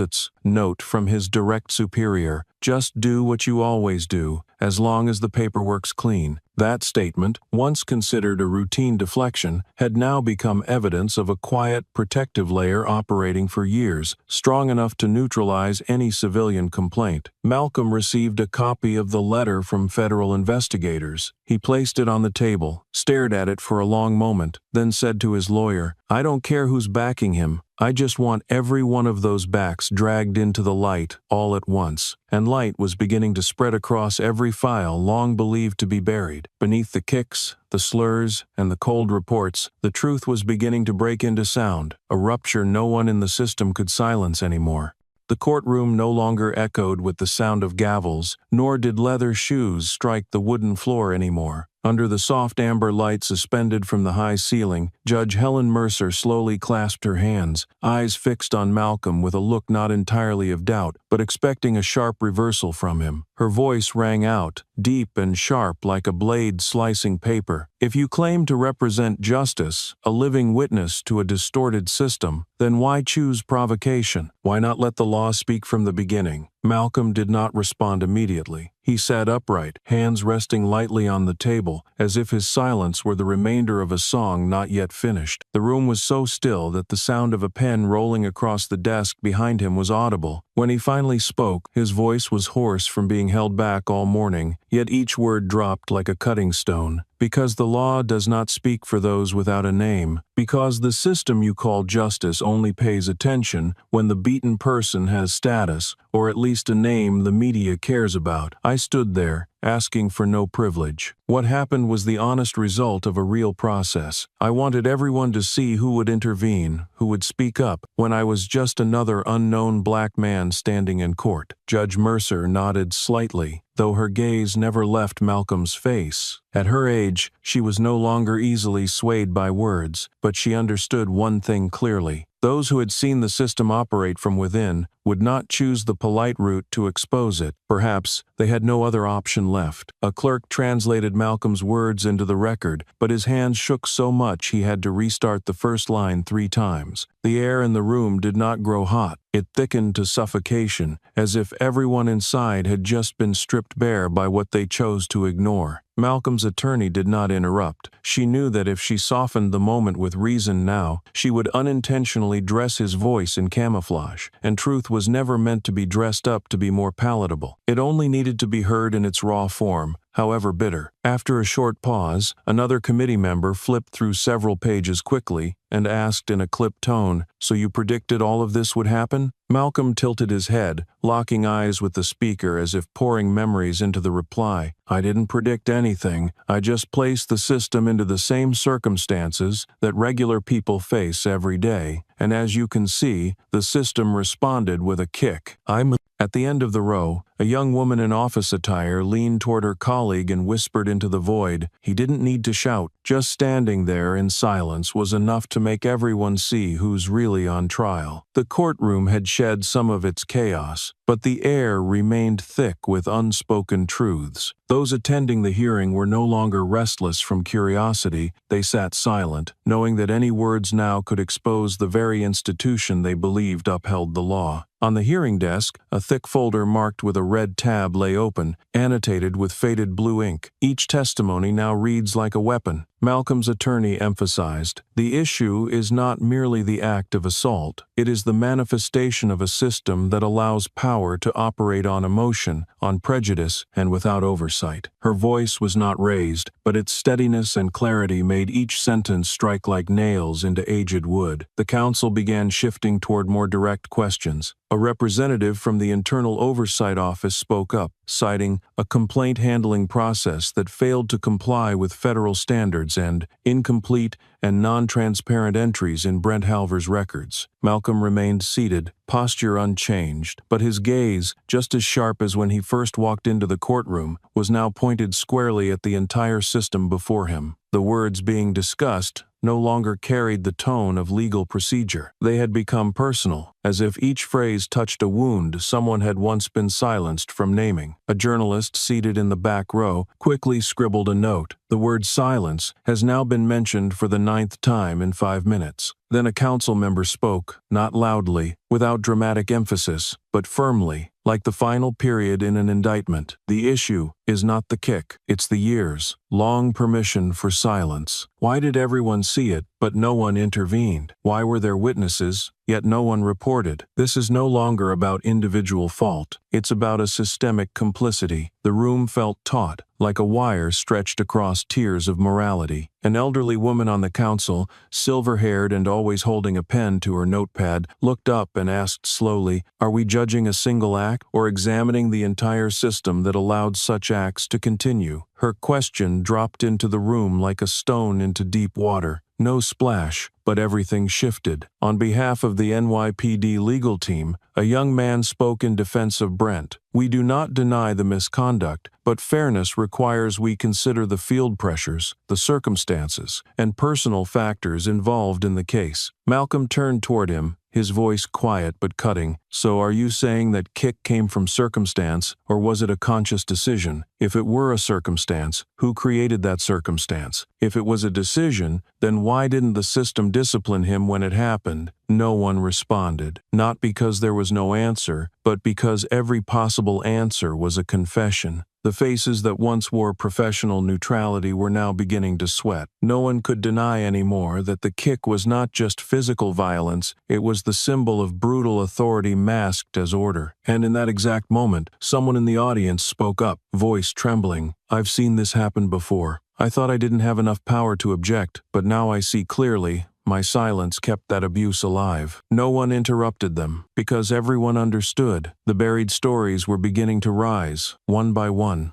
The courtroom paused the afternoon hearing to accommodate a special request from the federal prosecution. At the Forensic Technology Headquarters, the Video Investigation Unit was ordered to review all footage related to that day, including segments previously marked as temporarily lost signal. The restoration order was signed directly by the Department of Justice, accompanied by a warning that no internal backups or external sharing were permitted during the recovery process. The technician team was reinforced with 2 experts from Virginia, unaffiliated with any local law enforcement branch, to ensure impartiality. After nearly 3 hours of frame-by-frame analysis, a clip flagged as frame glitch in the central system began to appear faintly on the surveillance monitor. The lead technician adjusted pixel density and lighting settings, gradually clarifying each frame as if rewinding time to capture the exact moment. And in that very clip, one detail silenced the entire investigation room. Brent Halver, just before delivering the kick to Malcolm, looked directly into the ceiling-mounted camera, almost as if checking whether it was recording. Matching the movement to the ambient sound captured by other courtroom devices, specialists concluded that Brent's action did not stem from a spontaneous reaction but was the result of a deliberate observational sequence. He approached Malcolm, glanced at the ceiling camera, paused for half a second, then delivered the kick exactly when the courtroom's noise dipped, while the judge reviewed paperwork and both attorneys exchanged hushed words. The clip had no direct audio, but using synchronized location data and secondary recordings from security personnel, they reconstructed the sound of Brent's footsteps growing heavier and his increasingly rapid breathing just before the strike. The soft clack of leather shoes against tiled flooring sharpened the buildup. The only remaining sound in the tech room was the clicking of a mouse and a faint sigh from one of the video analysts. That wasn't instinct, that was a calculation. When the clip was sent to the hearing committee along with a detailed report, every member sat silently for several minutes before responding. The first to speak was a black woman who had served as a prosecutor in police brutality cases. She tapped her pen against the file and said, if he had time to look at the camera before attacking, then this wasn't just a reaction. It was a message, a kind of declaration. I can do this right in front of the law. In the following closed-door meeting, the NYPD Internal Affairs Director was required to attend in person. When asked why this behavior hadn't been discovered earlier, he simply replied, the intermediary storage system experienced auto-compression and frame-merging errors. But that excuse could not erase the image now seared into every mind in the room. A police officer who knew a camera was there, knew where he stood, and still kicked a witness in court. Malcolm was called back to be informed of the video recovery findings. He wasn't surprised. He simply looked down at the cold tea in front of him and nodded. So, in the end, even the camera isn't blind anymore. No one replied,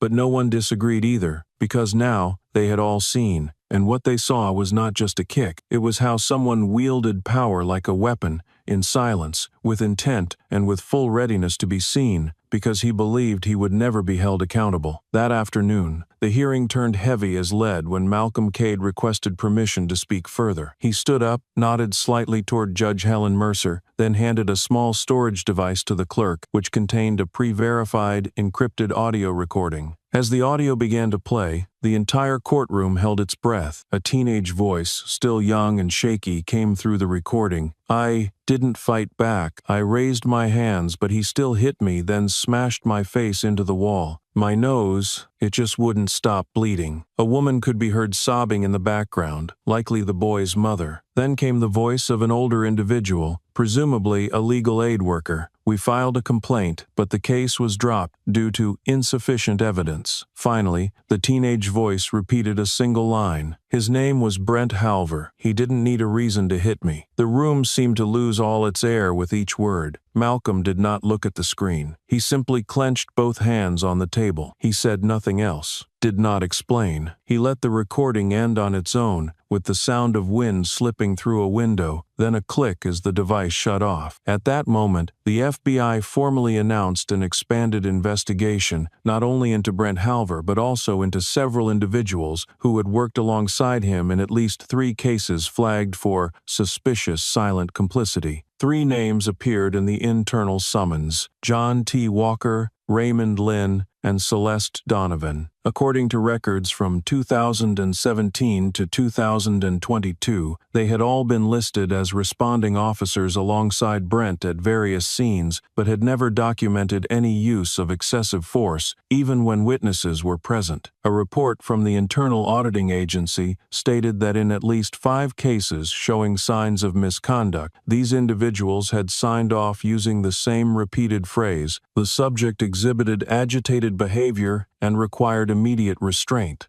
When this information was presented, a council member blurted out, "It's a pre-written script." In that moment, no one in the room still believed Brent Halver was simply a rogue officer. The orchestrated silence, the systemic shielding, the complicity of those in the same uniform, all formed a quiet structure the public had yet to confront, now forced into the open by a single audio file. An FBI agent from the Federal Investigation Unit stated, "We are considering applying provisions related to systemic criminal conduct because if the coordinated silence can be proven, this is no longer an individual failure, but a structural one." Malcolm returned to his seat, shoulders drawn tight but unshaken. He did not assume the familiar posture of a victim, but rather that of a witness fully aware of the persistence of darkness and the layers designed to shield it. The story was no longer about the kick. It had expanded into a decade-long web of protection. And at the center of that web was a name, Brent Halver, no longer sitting securely in a police bench, but now lifted into the cold light of truth. In the courthouse hallway, a group of reporters began to review old files, tracing back witness lists that had gone silent, been pressured into signing, or had quietly withdrawn. The FBI's expanded investigation was no longer an internal check. It had become a comprehensive re-examination of the entire power structure within New York's police system. It all started with one kick, and now it spread like a crack through a ceiling, unstoppable.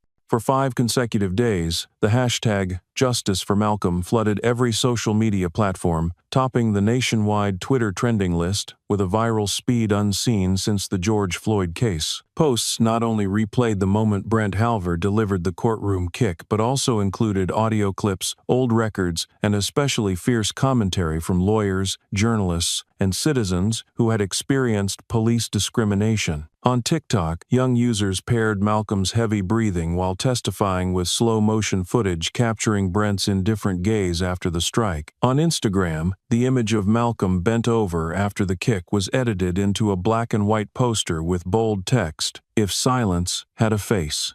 The spread was so intense that organizations like the ACLU, NAACP, and Human Rights Watch immediately issued official statements demanding an unrestricted investigation with no protected zones and full accountability. They asserted this was no longer just a case of witness assault, but a textbook example of uniformed supremacy, a term once considered too extreme for serious debate, now reflected in every frame and quote. Meanwhile, mainstream media outlets like CNN, Mississippi, NBC, and even Fox News were forced to dedicate prime time to the unfolding situation. Some invited Malcolm's attorney for interviews, while others brought in former police officers for roundtable discussions from a systemic lens. No one could dismiss it any longer as an isolated incident. At the New York State Legislature, Friday's scheduled healthcare budget session was halted for an emergency address by Representative Darnell Rivera. He stood at the podium without notes, voice cutting sharp and cold with rage. Lieutenant Brent Halver's actions were not those of a man losing control. They were the direct product of an environment that lets authority in uniform rise above morality. For years, we've played the part of silent lawmakers in the face of statistics, reports, and testimonies buried from public view. Now, you will no longer hide behind procedure. This wasn't one man's kick. This was the disgrace of an entire system. The first applause came from the back row, then rippled through the chamber. Some legislators bowed their heads. Others looked directly at Rivera, neither refuting nor endorsing him, as if they finally understood they were being exposed along with the very machinery they had helped to build. Outside, candlelight vigils formed in Central Park, where communities of color had previously gathered to mourn victims of police violence. But this time,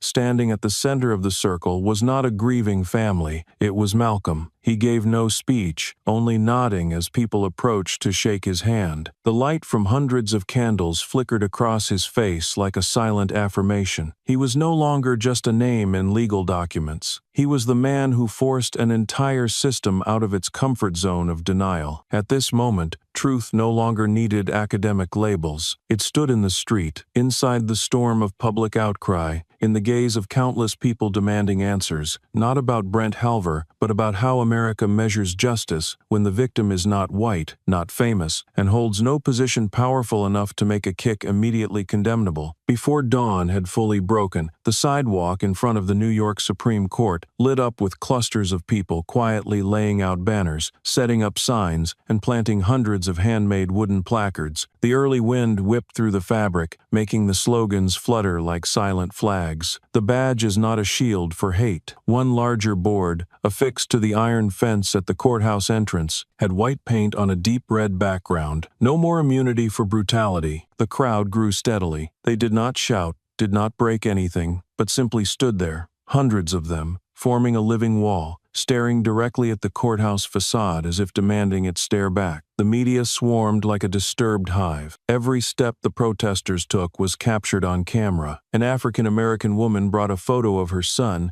whose collarbone had once been shattered in a Bronx police station, wearing it on her chest like a shield. An elderly man held a sign scrawled in chalk, "Justice has no deadline." Someone arranged candles into the shape of a justice scale at the courthouse steps, bowing their head in prayer, as though summoning a different kind of trial, one outside the system they had always known. Inside, the atmosphere was suffocating differently. Brent Halver's family had just entered the west hallway when they were swarmed by cameras, microphones, and cutting questions. His wife pulled their daughter close, trying to shield her behind glass, yet flashes still rained down. A reporter from the Washington Post asked loudly, "Do you believe your husband ever assaulted witnesses besides Malcolm?" The little girl, terrified, stepped behind her mother, her face nearly pale. Security staff formed a barrier, but the tide of curiosity had already surged too far. Inside a closed testimony room, Brent Halver entered with sunken eyes, disheveled hair, and a collar that no longer held the starch he had once worn proudly. There were no broadcast cameras, no journalists, no spotlights, just a plain table, a few chairs, and 3 members of the Federal Disciplinary Committee. "Have you ever assaulted a witness other than Malcolm?" the woman across from him asked calmly. Brent lowered his head but did not answer right away. His hands trembled as he wiped sweat with a tissue, his gaze drifting as if still picturing his daughter trapped outside. The air in the room slowed. Each breath he took felt unnecessary. "Have you ever pressured a witness to change their testimony?" This time Brent blinked. That question struck like a glass, slicing the back of his neck. He opened his mouth, but instead of a rebuttal came only a sigh, thin as a thread unraveling. "We have a handwritten letter from former Captain Monroe. We have an audio recording from a past victim. We have a clip from 2015, and there is more awaiting verification," the woman continued, needing no raised voice. Brent stared at the wooden tabletop. The look in his eyes held no defense. His throat tightened. Then he folded forward, hands covering his face as though the weight was too much. No sobs came, only a jagged silence, like a wall cracking from the inside. One investigator jotted a note, then gently stood up without another word. Brent did not look up, and the room fell as still as twilight, when the day has not ended, but the shadows already pressed at the door. Outside the fence, the protesters still stood, holding their signs high, unaware that within, the first wall of silence had just begun to fall.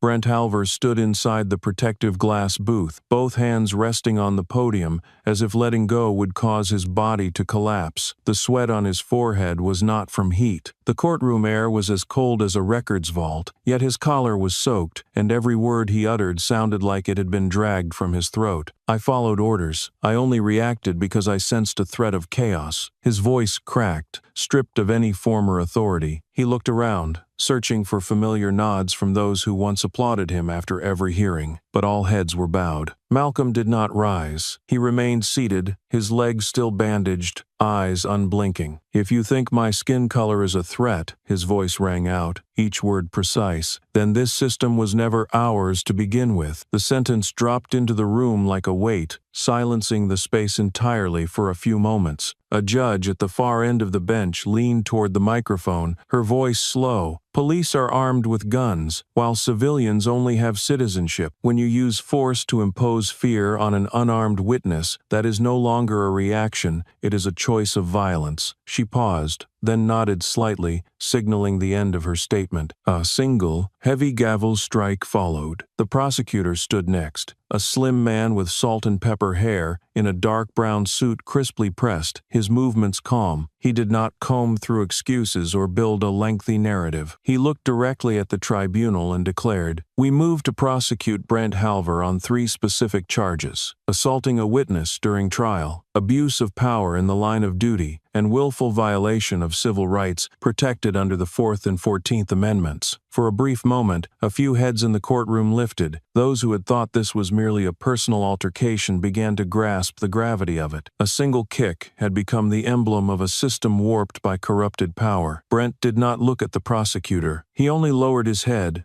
as if the words had ended any remaining ability to defend himself. The small water cup on the table had been empty for a while, and no one offered a refill. Malcolm still sat there. His face no longer bore anger, but exhaustion, not from physical pain, but from the familiarity of the cycle. A cop errs, a citizen suffers, and the system patches it with a sacrificial name. But this time at least, he had a chance to speak. A minute later, the door at the back of the courtroom opened. A clerk entered, placing a folder on the tribunal's table. Inside was the full transcript of the emergency call between Malcolm and a federal agent following the decisive kick. It included timestamps, voices, and the phrase Brent had repeated in several past cases: "He disobeyed. I have the right to react." The woman seated beside Malcolm, a young black attorney in a gray suit, leaned over and whispered, "Every word you said was recorded, and this time, they're listening." At the rear of the courtroom, 2 plainclothes FBI agents stood against the wall, arms crossed. They had not taken notes, not spoken a word all session, but their eyes remained fixed on Brent, unwavering. Moments later, the court clerk entered with an envelope stamped urgent and handed it directly to presiding Judge Helen Mercer. She opened it, skimmed a few lines, then announced, "The disciplinary board will convene an internal session at 8 o'clock tomorrow morning, and hereby suspends Mr. Brent Halver's executive authority indefinitely, pending the outcome of the investigation." No one clapped, no one sighed. The silence hung like an answer to the question no one dared ask. Why is this only happening now for the first time? Outside, protesters still stood firm. The banner, "The badge is not a shield for hate," glowed beneath the New York sunset. The media had already gathered, cameras rolling long before Brent's first excuse. The story was no longer confined to the courtroom. It had stepped outside, into the evening news, into dinner conversations across American homes, and into the eyes of a nation now awaiting the ending.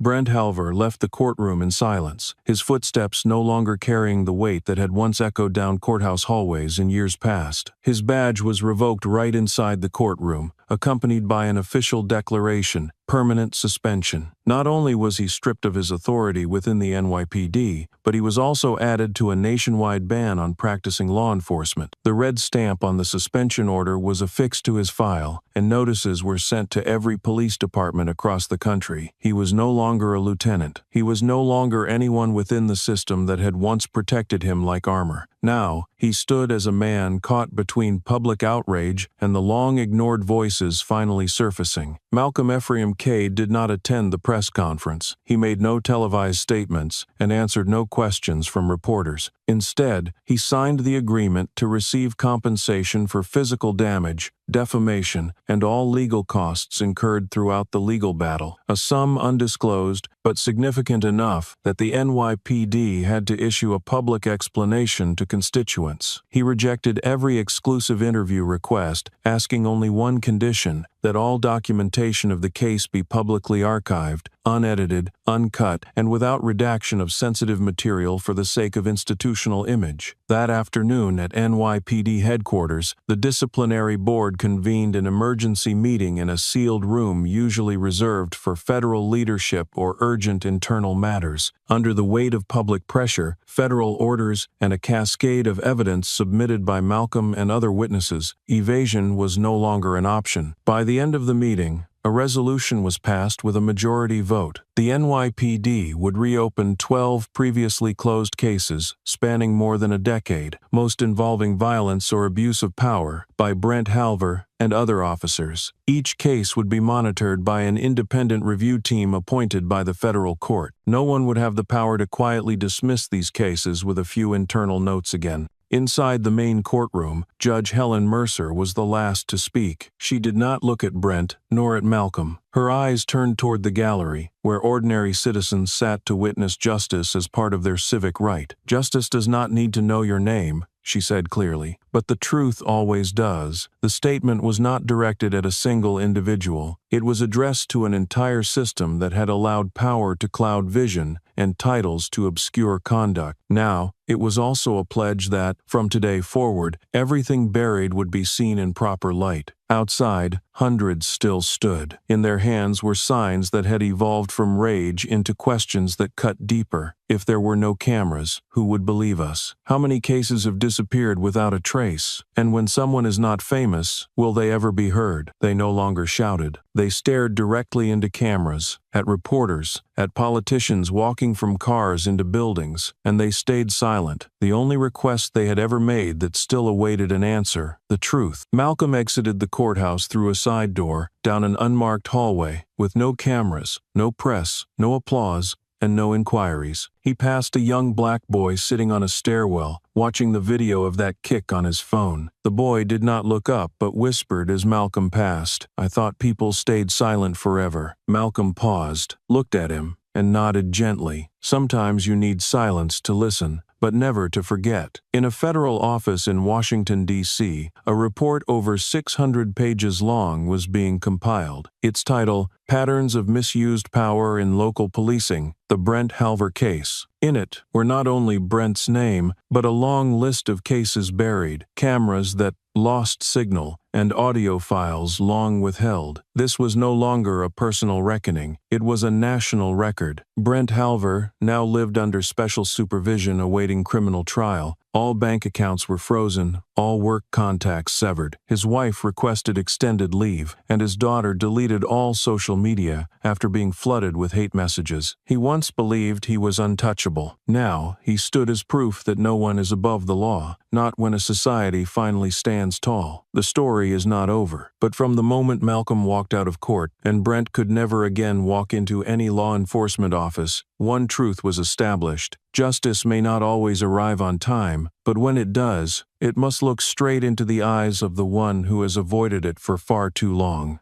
At exactly 8 o'clock in the evening, a special report titled "The Malcolm Cade Story" aired on NBC. There were no flashy effects, no dramatic trailers, just a black and white frame capturing the moment Malcolm stood in the courtroom, light from the high window casting across one side of his face. The anchor's voice rose, not hurried, not sentimental, but steady, as if reading an old report long buried. This is the story of how a name, kicked in the knee in court, still made the entire system stop and look. Online viewership surpassed 8 million in less than 30 minutes. Comments flooded social media. "I thought this was America. Why must someone stay silent to be believed? This should never happen in a country with a Statue of Liberty." Platforms like Reddit and Twitter created threads analyzing every frame, from Malcolm's eyes before he stepped up to the stand, to Brent's icy expression when named. NBC did not use investigative segments or dramatic music. They let the truth carry its weight, and this truth needed no embellishment. It was already so heavy that every word landed like a nail on the marble floor of the public conscience. At the same time, in an old Brooklyn park, the Black community held a modest ceremony. A small speaker placed on a bench replayed a podcast Malcolm had shared the week before where he said, "My silence wasn't for endurance, it was to force accountability." Children chalked words onto the cement. Adults stood in a circle. No speeches, no cameras, only nods when Malcolm Ephraim Cade's name was heard. An older woman shielded the wind with her hand, her voice trembling but clear. "He didn't stay standing because his legs were strong. He did because we can't sit down anymore." The next day, a podcast called Justice Undone invited Malcolm to a remote recording. He didn't go to a studio or wear a suit. His voice came calmly from a small apartment, light from a desk lamp casting shadows on a wall where an old photo hung, a family of 3, in front of a now erased graffiti wall. The host asked, "Do you think the story would have changed if you had reacted forcefully at that moment?" Malcolm paused for a few seconds, then replied, "If I had screamed in pain, I would have been seen as emotional. But if I let people see I could still stand, then that pain wouldn't be just mine. It would become evidence." That moment was clipped and went viral across hundreds of platforms. Lawyers, activists, and even high school teachers included the quote in their lessons. It wasn't rhetorical or moralistic. It was raw truth that made anyone who heard it reflect on how they'd once stayed silent in the face of injustice. A journalist wrote, "This is not a moral lecture, but a cold slap to the pride of a justice system that thought itself clean." 2 days later, a group of street artists asked permission to paint a mural on the side of the Manhattan courthouse. It was finished in 48 hours. There was no face of Malcolm, no depiction of the kick. Instead, it showed the silhouette of a man standing upright, back to the viewer, eyes toward the light. Behind him, a police boot print marked the wall, like a looming shadow clinging to his step. Below the mural was a small line in coarse white paint, clear enough to read, "A kick can't erase memory." Police were not allowed to remove it. Street cleaners were told not to wet the fresh paint, and passers-by, even in a hurry, stopped for a few seconds. By now, everyone understood. This story had moved far beyond a single kick. It had become a test, not for Malcolm, but for the entire United States, standing before a choice between continuing to conceal or daring to unseal the true record of itself. The gates of the federal detention center swung open in the early morning, footsteps echoing beneath fluorescent lights that bounced off the thick glass, separating the courtroom from the prosecution benches. Brent Halver, once seated at the helm of protest suppression units, now stood in prison garb, hands locked at his waist with gleaming steel restraints. Gone was the haughty stance that had once met every gaze in the courtroom head-on. He stared at the floor as the sentence was delivered, the judge's voice like a chisel striking brick. "Brent Halver, you are sentenced to 4 years in prison, without parole, for assaulting a court-appointed witness, abuse of power, and violation of civil rights under Section 26 of the Federal Penal Code." There was no applause, no laughter in the room. The air was not one of victory, but a cold incision into the thick flesh of a system whose armor had finally cracked. Out in the hallway, as news of Brent's conviction spread, those who had once remained silent under his threats began to stir. A group of former victims' families, once denied the right to file complaints, simultaneously launched a class-action lawsuit. The case files included a mother who stopped by Brent while driving her daughter to school, arrested under suspicion of vehicle registration fraud. That girl later dropped out, needing therapy twice for panic attacks triggered by the sight of patrol cars. A man lost his ability to work forever after Brent pushed him down the detention center stairs for failure to cooperate. Now, they all had a chance to speak, not for revenge, but to ensure those files would never again be buried, stamped as internal handling. Within the same week, the Attorney General of New York issued an urgent directive launch a comprehensive review at 9 major police departments statewide, focusing on case files marked insufficient evidence without clear justification. Documents once deemed chaotic were now scanned line by federal investigators. New details emerged, cameras switching off at critical moments, witnesses rotated on shift, and files missing supervisory signatures. What surfaced was not a series of isolated incidents, but a full panorama of unchecked power, sustained by neglect and lax rules. Yet, what most infuriated the public was not the number of files or the sentence itself, but the silence of those who had stood by Brent Halver, those who had defended him in closed meetings, who had blocked all disciplinary proposals for the sake of unit morale. From former colleagues on team councils to internal affairs supervisors, people withdrew from their posts without explanation. One missed the disciplinary hearing for personal, undisclosed reasons. Another sent a resignation email citing health issues. Meanwhile, the press exposed emails these individuals once exchanged, sarcastic remarks about victims, meme photos circulated in private groups. Complain early, they say it hurts. Complain late, they demand justice. Malcolm Cade said nothing. He gave no interviews, posted nothing online, and did not appear at any panels during the days Brent was convicted. When asked, a friend of Malcolm's simply replied, "He's seen justice. He doesn't need to say anything else." Yet, to the public, Malcolm's silence was not disappearance. It became a mirror, a statement that truth can be spoken by action, not shouting. For Brent, every kick, every word, every contemptuous glance had now become a living record no lawyer could defend against. It was no longer a matter of if, but a chain of has been exposed to the light. And in that glare, no reputation was great enough to hide the name Malcolm Ephraim Cade. Under the gentle afternoon sunlight at a post-verdict press conference, the name Malcolm Ephraim Cade was expected by many to ring out as a symbol of justice and resistance. Yet when the media representative invited him to speak, Malcolm did not appear. Instead, his spokesperson read a short handwritten letter. "I do not need statues or to be called a hero. What I need is a system where, when someone is beaten in court, no one else is allowed to remain silent. Use the funds intended to honor me to establish a witness protection fund for those threatened daily without any cameras watching." The letter was printed on the front page of the New York Times the next morning, placed beside an old photo, Malcolm standing tall, while Brent turned away, being led out of the courtroom. His refusal of all forms of honor forced the academic community to reconsider how it confers titles. Westchester Law School, which had invited Malcolm to speak 5 years earlier, did not erect a statue or award a medal this time. Instead, they organized an annual symposium called Civil Rights in the Gray Zone, where previously avoided questions were laid bare. When are police allowed to react? Is silence complicity? Who bears responsibility when the entire system looks the other way? There was no keynote speaker, no welcoming banner, only round tables, wooden desks, and a small sign outside reading, "Truth needs space, not ceremony." The inaugural symposium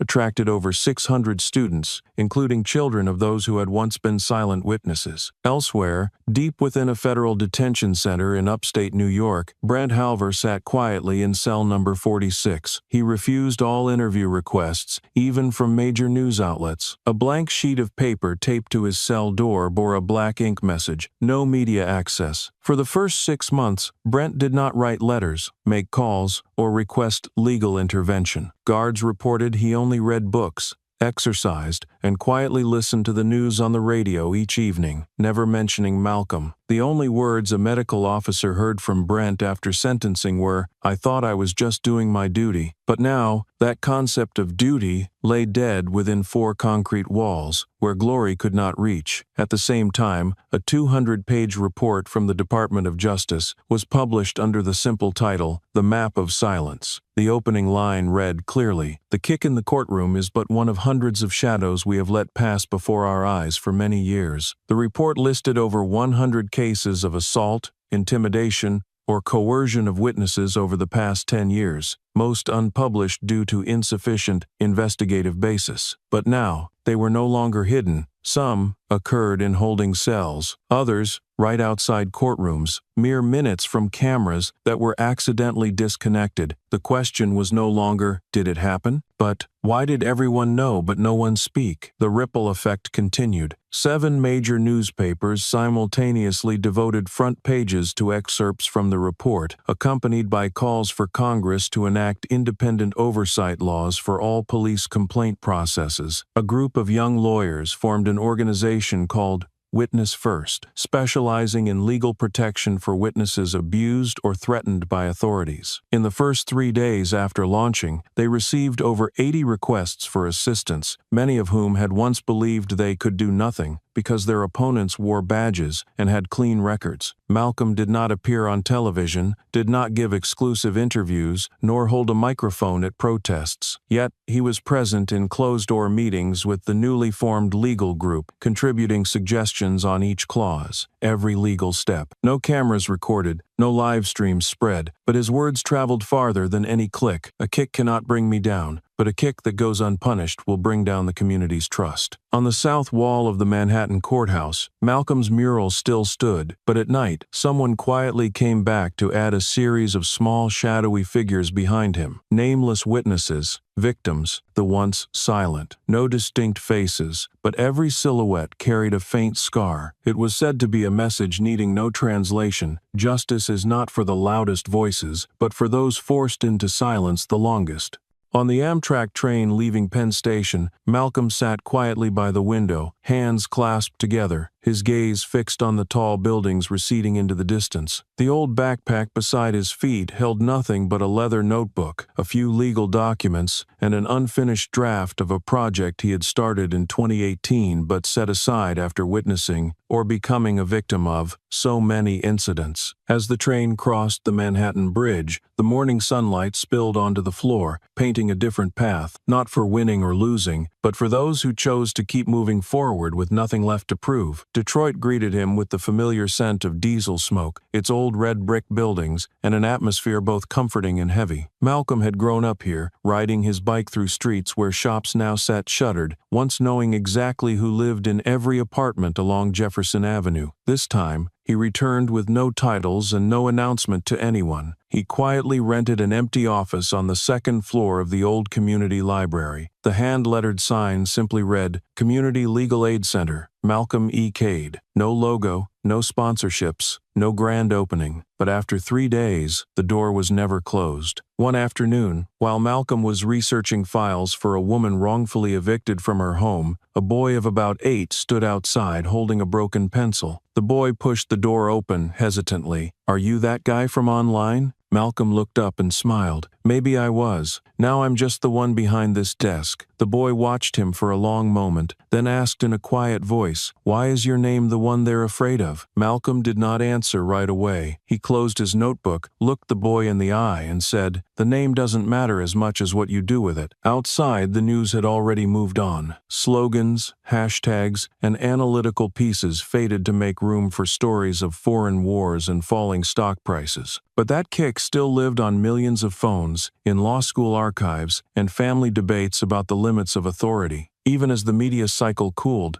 the video remained, a cracked mirror, imperfect but unable to hide the truth. Those shares and clicks did not change the system, but left a permanent mark, that there was once a man kicked in court who still stood up, not to retaliate, but to show who needed to sit down and listen. A few weeks later, at a closed-door meeting on Capitol Hill, a legal advisor brought the issue up directly. The Malcolm Cade case shows what happens when a system is forced to face itself. No one used the word icon, because what kept this story alive was not personal triumph, but the exposure of an entire structure. There were no songs written, no statues erected. The story ended like a knife driven into the table, not with a shout, but with a pause that forced everyone to look. In the library where Malcolm's office now stood, people came not just for legal help, but to ask questions, to tell their stories, to record what they once thought was pointless. A woman brought a copy of her son's medical report after he was beaten in juvenile detention. An old man brought receipts from 1997, when he was wrongfully evicted. Malcolm made no promises to win any case, but he sat with them, opened his notebook, and recorded every word, every detail, leaving nothing out. He believed that every scar, however faint,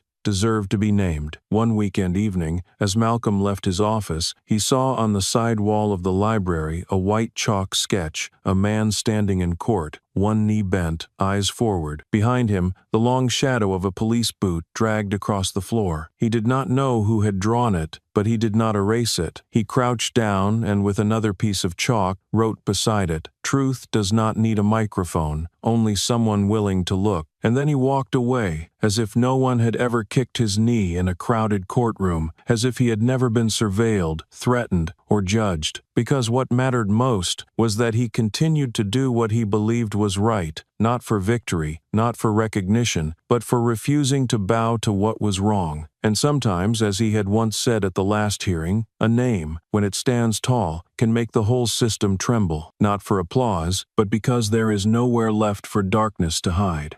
The story of Malcolm Ephraim Cade began like a small spark in a strong wind, inside a courtroom that seemed ordinary but where justice had often been distorted by power and silence. A black man entered the courtroom as a witness, needing no name, no fame, carrying only the weight of silence and a scar already recorded in the Department of Justice's files. But the moment Officer Brent Halver kicked him in the knee, every layer of the system instantly cracked open, leaving nothing to hide. It was not a spontaneous act, but the practiced reflex of someone who once believed their uniform allowed them to insult others without consequence. Brent had once been a symbol of unchecked power, with 6 complaints never properly investigated, quietly protected by those in authority, and ignored by witnesses who chose to look away. But the name Malcolm Cade did not come to be a victim again. He came to expose every layer of protection, every suppressed warning, every altered file, and every silent gaze held for years. His testimony carried no hatred, no raised voice, because the truth alone was enough to shatter all excuses. From a kick in the courtroom, a series of upheavals followed. A police officer was permanently suspended and sentenced to 4 years in prison. Numerous old files were reopened, and a wide investigation was launched into 9 major police departments. Those who once supported Brent quietly retreated. No one dared to defend a man stripped bare to the core of his title and facade. Meanwhile, Malcolm rejected all honors, requesting only a fund to protect witnesses attacked by police, then quietly left New York to return to Detroit to open a small legal office helping the community, where he used his name to protect others, instead of being called a legend. The story did not end with a spectacular victory. No banners of thanks or chants of justice. It closed as a silent judgment against the system, a mirror forcing all of us to face the question: if we remain silent when one person is kicked, where will we stand when we are knocked down? Malcolm did not need a microphone to be heard because his resilience in silence created the loudest echo. In a society where names are often valued by title or glory, he reminded us that what truly makes a name endure is how it is used. The final lesson does not lie in Brent's sentence, nor the mural or television ratings. It lies in the fact that each person may choose not to be a hero, but can never choose to turn away from the truth. Silence is fertile ground for violence to grow, and indifference is the most dangerous shield power has ever wielded. Malcolm stood up not to claim victory, but to remind us that even in the coldest courtroom, dignity can speak without shouting, and that is what made an entire system tremble, because truth, once named, will never retreat. Thank you for staying with us until the very end of this story. Racist cop kicks black man in court, then freezes at his name, is not merely an indictment against one individual, but a profound reminder of the long-standing silence maintained by an entire system. If you felt uneasy, angry, or awakened by what you have just read, do not keep those feelings to yourself. Share this story, not to satisfy curiosity, but to remind others that sometimes all it takes is one person standing up at the right moment to ensure the truth can no longer be trampled. Because justice does not arrive on its own, it begins with those who dare to face the truth, call it by its name, and refuse to accept silence any longer. And perhaps, in choosing to speak up now, you, too, can be the reason that justice finally finds its voice.